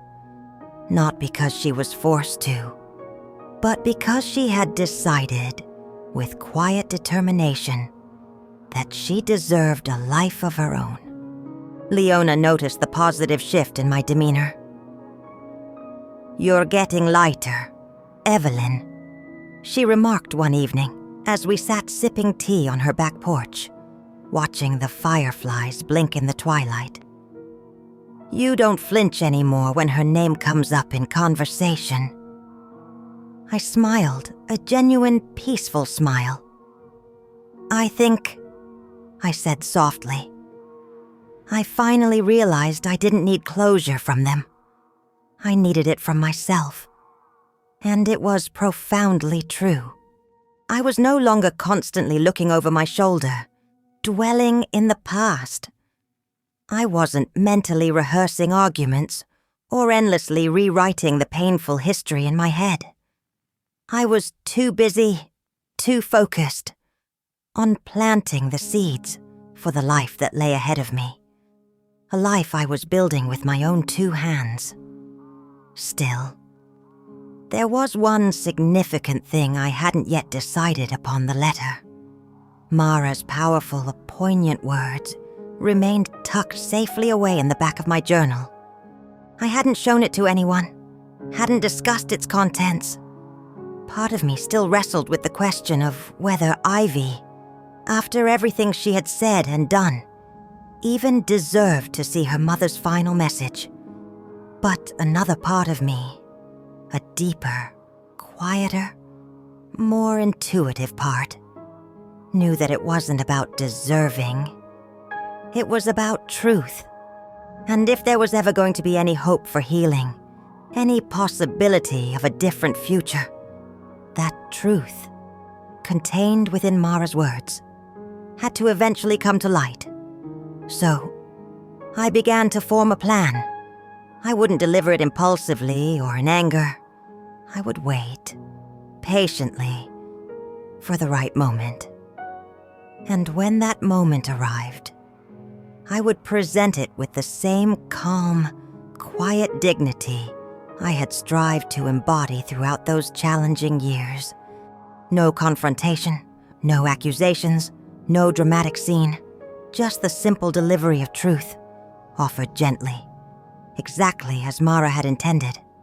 Until then, I continued the quiet, deliberate process of building my new life, privately, intentionally, and with unwavering focus. I had learned a crucial lesson from the pain of the past: real strength, real power. Doesn't need an audience or external validation. It doesn't require applause or public acknowledgement. Real power is silent. It is steady. It shows up in the form of a woman who was once erased, now quietly, powerfully, rewriting herself in bold, unshakable ink. It didn't happen all at once, not like flipping a switch, but slowly, gradually, one by one. The people who had once dismissed me, who had taken my presence for granted, began to feel the tangible difference my absence made in their lives. At first, the impact was subtle, almost imperceptible. Ivy reached out, not directly to me, but to Leona, sending a message through social media. She asked if I was okay, not, Leona sensed, out of genuine concern or worry, but more out of curiosity, perhaps a touch of annoyance that I hadn't behaved as expected. I haven't heard from her. Ivy's message read. I figured she might have come crawling back by now.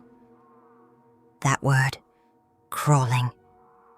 It revealed so much about her perspective, her expectation of my vulnerability and desperation. Leona, wise and protective, didn't respond immediately.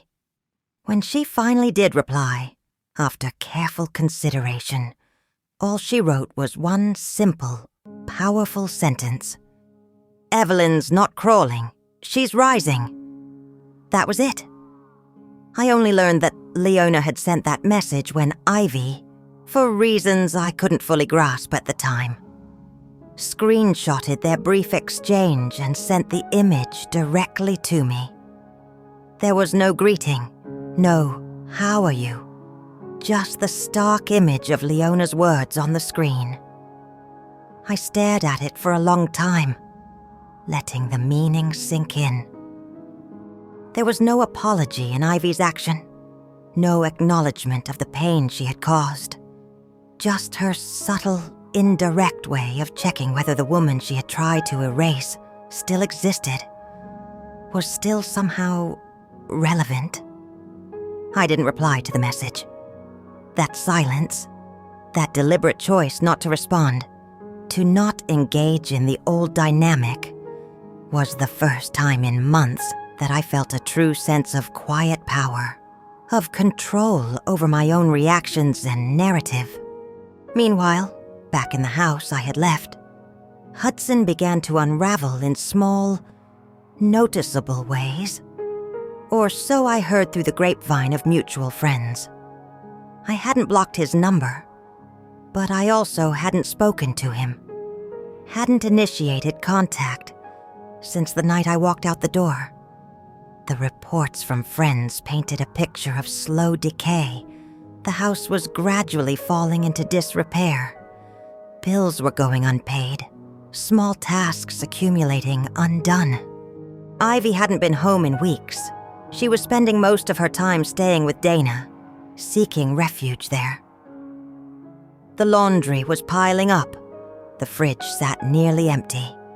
And no one in the house could remember the last time a proper, home-cooked meal had been prepared and shared. Hudson, it turned out, had never truly learned how to manage the practicalities of daily life, how to function independently, without someone like me constantly present, tirelessly holding everything together behind the scenes. I also heard that he had called my old friend Marcy, someone he hadn't spoken to in years, someone we used to double date with before she and her husband moved out of state. He confessed to her, his voice reportedly filled with a mix of regret and confusion. I think I made a mistake. I think she's really not coming back this time. When Mercy relayed that conversation to me, I didn't feel the urge to gloat or experience a surge of vindictive satisfaction. I didn't even feel a sense of schadenfreude. All I felt was a profound sense of freedom. I had spent so many years blaming myself for being unseen, for not being enough, for failing to earn their love and appreciation. But now that I was gone, my absence was a loud, undeniable presence. And that silence, that void I had left behind, was quietly achieving what my constant, tireless presence never could. It was making them, slowly, painfully, realize what I had truly given to their lives. It wasn't just the chores, the cooking, the caretaking. I had provided stability, warmth, emotional scaffolding, and the immense, often invisible, labor of keeping a family functioning. And once that was removed, the resulting emptiness spoke volumes, telling a truth I had never been able to articulate effectively. Back at the bookstore, Karen, sensing my renewed energy and commitment, asked if I would be interested in taking on a few more hours each week. I said yes without hesitation, eager to spend more time in that peaceful space. I was consciously, deliberately, building something of my own now. Small, perhaps, in the grand scheme of things, but undeniably real and grounded. My co-workers gradually became a second kind of family to me, not bound by the complex ties of blood or the heavy weight of duty, but by shared space, quiet kindness, and mutual respect. They didn't know the full, messy story of my past. I hadn't shared all the details, but they knew enough, sensed enough, to treat me like someone who mattered. Someone whose presence was valued. One afternoon, a teenage girl came into the store with her mother, engaged in a soft but persistent argument about a required summer reading list for school. The girl rolled her eyes dramatically, her voice full of exasperation. "It's just stupid books." "Mom," she complained. Her mother stood there, her shoulders slumped slightly, a look of weary exhaustion on her face. I recognized that look instantly. I had worn that very same expression for years. I smiled gently at them, stepping forward tentatively. "Hey," I said softly, directing my words primarily to the daughter. "I used to think that too, about reading assignments. But you know what? One day, one of those required books really spoke to me. Made me feel a little less alone in the world. Just give it a chance. You never know what you might find." The girl shrugged, still looking unconvinced. But she did eventually pick out one of the books from the list. After they left, Karen leaned over the counter and whispered to me, her voice filled with genuine admiration. "You're really good at this. You know, connecting with people." I nodded, swallowing the unexpected lump of emotion that rose in my throat. A mixture of gratitude and a quiet sense of accomplishment. Because I was good at showing up, consistently and authentically. I was good at offering gentleness and understanding in the face of resistance or frustration. I was good at staying soft and open-hearted in a world that had tried, in countless ways, to harden me, to make me cynical. And now, finally, after years of pouring that softness, that empathy, into others, I was beginning, hesitantly, to offer it to myself. Back at the house that used to be my home, things continued to fray, the lack of my presence creating noticeable gaps. Ivy posted something cryptic on social media one evening.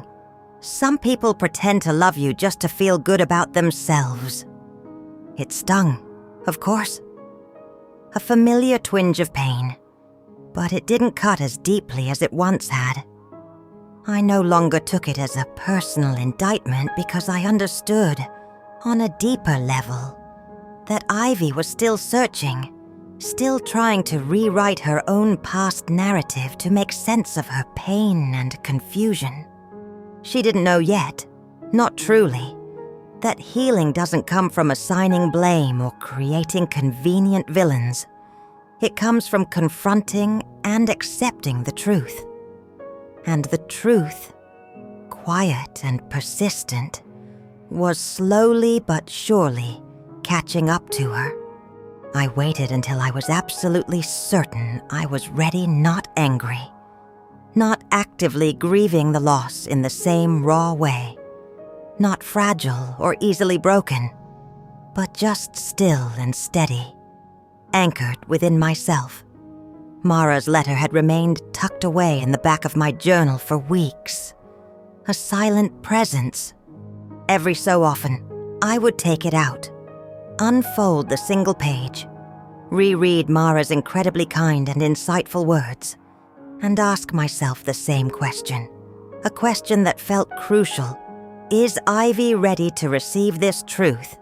And then, finally, one quiet morning, the question in my mind shifted. I stopped asking whether she was ready, and asked, instead, whether I was ready to let the truth out into the world. I didn't deliver it in person. That wasn't the kind of conversation, the kind of emotional space that Ivy and I were capable of navigating anymore. The dynamic had shifted too profoundly. I wrote a simple, brief note to accompany it, folding it carefully and tucking it inside the original cream-colored envelope, along with Mara's handwritten letter. My note read, simply and without expectation, Ivy, I know you may not want to hear from me, and I understand that, and that's okay. But this letter wasn't written by me. It was written by someone who loved you deeply, completely, long before either of us knew how to fully explain what love even meant. I was never here with the intention of replacing her. I was simply here to honor her memory, to try and continue the love she had for you. Evelyn. I sealed the envelope, walked to the mailbox, and sent it. No return address on the envelope. No text message or email beforehand to prepare her. I simply mailed it, and then I waited. I didn't compulsively check my phone every 2 minutes. I didn't pace the floor, consumed by anxiety. I didn't allow myself to hope for a specific outcome. I simply went on with my day, grounding myself in my new routine, my work at the bookstore, my peaceful evening tea with Leona, my quiet moments of reflection with myself and my journal. I had already, painstakingly, made my peace with the past. Sending this letter wasn't about reclaiming a lost relationship or forcing a reconciliation. It was about returning a truth, a vital piece of her history that had been lost and forgotten. 3 days later, the message arrived. It came from Ivy's phone number. It was short, blunt, and devoid of any preamble. Did you read it? I stared at the screen, recognizing the number, the text format. My pulse didn't race. My hands didn't shake with anticipation or fear. I simply typed back a single word, yes. There was a pause, a noticeable delay before the next message appeared. Then, you weren't supposed to. I waited again, giving her space, before replying calmly. I didn't plan to, but it found me. And I think, in a way, it was always meant to. Another pause, another silence stretching across the digital space between us. Then, a more vulnerable question. I didn't know she felt that way. No one told me. Why didn't he show it to me? I didn't answer that question, the one about Hudson's failure. I couldn't, and I didn't want to. I didn't want to turn this moment into a conversation about blame. Not toward Hudson, not toward Dana, not toward anyone. It wasn't about who had failed in the past. It was about who was ready to face the truth now, in this moment. So, I simply said my final message in the exchange. I'm glad you know now. There was no reply after that, and this time, that was perfectly okay. The revelation the unearthing of Mara's truth, wasn't loud or dramatic, but it was undeniably real. A quiet earthquake shaking the foundations of the story Ivy had constructed. And in that quiet exchange, something long buried between us had finally been brought to light. The ghost, the unspoken truth about her mother's wishes and my role, had finally, quietly, spoken its piece. A week later, an unexpected letter arrived in the mail, addressed directly to me. It was official-looking stationery, with a gold-embossed seal at the top. My name was printed clearly on the front. It was from the school board, the organization that had administered the Leadership Award ceremony. Ivy had been nominated for a significant youth scholarship the previous year. A prestigious opportunity. Part of her application had included extensive community service work, a reflective essay about overcoming personal challenges, and several letters of recommendation. One of those letters, I then remembered, had been written by me months before the ceremony, before the painful unraveling of our relationship. I had completely forgotten about writing it. It was a heartfelt, sincere letter, penned during a time when I still believed in our bond, before the coldness and distance had set in. In it, I had written about Ivy's resilience in the face of loss, her inner strength, and how she had navigated the profound challenge of overcoming the death of her mother at such a young age. I had even mentioned my own role lightly, explaining how I had tried, with all my heart, to give her the love and stability she deserved in the years that followed. Apparently, that letter, coupled with other parts of her application, had been flagged by someone. An anonymous party had questioned the authenticity of her application, claiming that the narrative she presented was misleading, potentially fabricated. The board had reached out to me, as the author of a recommendation letter, to clarify the information I had provided. They enclosed a copy of the essay Ivy had submitted as part of her application. I sat there in stunned silence as I read it. It was a work of fiction, beautifully written, emotionally compelling, but entirely, undeniably, fictional in its portrayal of our life together. It painted me as a controlling, stifling figure who actively discouraged Ivy from pursuing her dreams, claiming I had withheld opportunities, manipulated her choices, and even cruelly mocked her ambitions and aspirations. I sat there, the pages trembling in my hand, my mind reeling. This wasn't just an exaggeration of teenage frustration. It was a total reinvention of our shared history, a deliberate distortion of the life we had built. For a long time, I simply didn't know what to do, how to respond to such a blatant lie.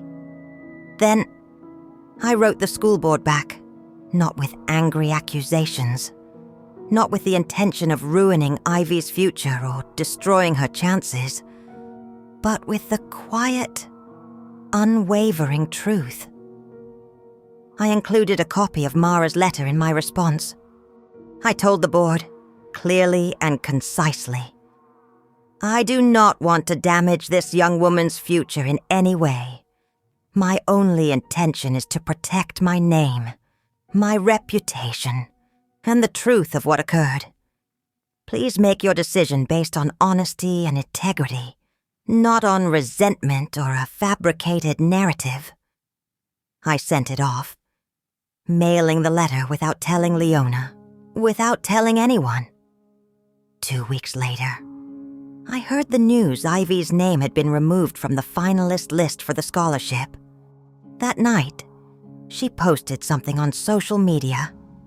Another cryptic message that felt directed at me. Some stories fall apart when the truth gets told. That doesn't mean they weren't real to us.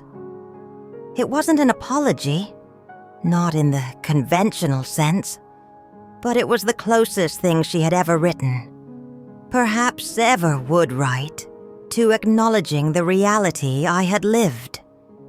And for once, reading her words, I didn't feel hurt or betrayed. I felt a profound sense of vindication, not because she had lost the scholarship, but because I had finally, unequivocally, stood up for the truth, for myself, for the complex, often painful story that no one else seemed willing to tell or acknowledge. A month passed, then 2. The small, sunlit bookstore became more than just a workplace. It became my rhythm, my sanctuary, the grounding force in my new life. I spent my mornings cataloging new arrivals, my afternoons recommending novels to familiar regulars, and my evenings sipping tea and journaling by the window in Leona's guest room, which now felt less like a temporary space and more like home. It wasn't a dramatic or glamorous existence, but it was, finally, undeniably, mine. Then, one rainy afternoon, another message appeared on my phone screen. This time, it wasn't from Ivy. It was from Hudson. The text was short and direct. "Can we talk?" I stared at it for a long time, reading the words that carried no punctuation, no context, no hint of an apology for his years of absence or inaction. I didn't answer. Not right away. A few days later, he showed up at Leona's door. Leona, bless her, opened it softly, her eyes conveying a silent question. "Evelyn," she called softly from the hallway. "He's here." I stepped out of the guest room and saw him standing there, older than I remembered him, his face etched with fatigue, somehow seeming smaller, less imposing than the man I had married. It was strange, seeing him not as my husband anymore, but simply as a man who had once known a version of me that I no longer was. He looked at me hesitantly, as if unsure if he even had the right to be there. To look at me. "I didn't know about the letter," he said softly, his voice low. "Mara's letter. I thought I lost it years ago. I didn't think it mattered anymore." I nodded, my expression calm. "It mattered, Hudson," I said quietly. "It mattered a great deal." He looked down at his shoes, avoiding my gaze. "Ivy, she's been asking about you," he confessed. "She's confused, hurt. She won't say it directly, but I think she regrets how things went, how she treated you." I leaned against the doorway, my arms folded across my chest, not in anger this time, but as a quiet, firm assertion of my boundaries. "She doesn't have to regret it," I said, my voice steady. "She just has to sit with the truth of what happened, with the consequences of her actions." He hesitated, uncertainty clouding his features. "Would you ever be open to talking to her? Evelyn, really talking?" I took a long, slow breath, considering my response. "I'm open to listening," I said carefully, making the distinction clear. "But I am not stepping back into the role she deliberately pushed me out of. I'm not coming back to fix what she broke, or to be her mother again in the way I was before." He looked up at me then, truly looked, his eyes meeting mine for the first time. And in that look, I could tell he finally understood, not just the depth of the pain I had carried for so long, but the quiet strength I had painstakingly grown into since leaving. He nodded slowly. "You look good, Evelyn," he said, a hint of genuine admiration in his voice. Different. Stronger. "I am," I replied simply, stating it as a fact, a truth I now fully embodied. That night, Ivy messaged me again. Another short, direct message. I read it again. Her letter. She believed in you. I didn't. There was no request to meet, no explicit apology, nothing asking for forgiveness. Just those few, powerful words, an acknowledgement of Mara's truth and her own past blindness. And for once, reading her message, it was enough. I wasn't waiting anymore. Wasn't clinging desperately to the hope of reconciliation that might never come. I wasn't replaying old wounds in my head, dissecting every painful memory as if it held the key to my worth. I had already found what I needed within myself. Some people, I've come to realize, wait endlessly for closure like it's a door someone else, the person who hurt them, has to finally open and grant them access. But what I've learned through the painful, messy process of rebuilding my life is that sometimes you are the one holding the key all along. You are the one who has the power to unlock that door for yourself, regardless of whether the other person ever chooses to acknowledge their part. I didn't get the perfect Hollywood movie ending I might once have dreamed of. Ivy didn't suddenly rush back into my arms, begging for forgiveness and a return to the way things were. There was no tearful, dramatic reunion under a pouring rainstorm. No grand apology that magically erased years of pain.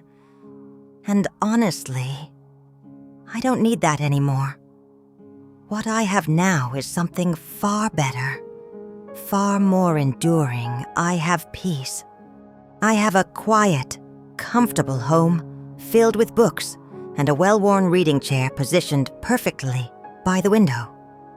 I have shelves overflowing with stories waiting to be discovered, and a paycheck that I earned entirely on my own, a tangible symbol of my independence. I have tea that tastes infinitely better when no one is yelling or creating tension in the background. I have a sister, Leona, who consistently shows up with quiet strength and unconditional love. No questions asked. I have a sweet cat named Milo, who genuinely seems to think I am the most important person in the entire world, showering me with uncomplicated affection.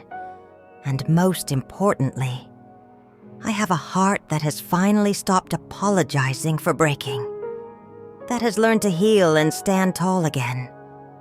Every now and then, especially on quiet evenings, I still think of Ivy. I wonder if she ever rereads Mara's letter late at night, if the weight of her mother's words about acceptance and love settles differently now. I wonder if she sometimes thinks, even fleetingly, of the woman who stood by her side through scraped knees and first crushes, through silent teenage tantrums and moments of quiet vulnerability. But I no longer wonder if I mattered in her life. I know, with absolute certainty, that I did. I mattered because I was there, consistently and reliably, when no one else showed up fully. I did the hard, often invisible work, again and again, with open arms, a steady presence, and a heart overflowing with love. I was never just a stepmother, a temporary replacement. I was a constant figure, a source of unwavering love. I was, for a long time, her home. And even if she never brings herself to say the words out loud, even if she continues to cling to a narrative that makes more sense of her pain. Deep down, she knows that truth. That's the powerful thing about truth. It doesn't need to be spoken loudly or broadcast widely. It doesn't need to be believed by everyone in the world. It just needs to be held close, acknowledged, and embodied by the person it belongs to. And this truth, my truth, belongs to me. I didn't steal her future, perhaps. In my own quiet way, I helped save her from losing it completely by holding the space she needed, by being the person Mara hoped I would be. And in the unexpected process of giving everything and losing it all, I finally found and claimed my own future.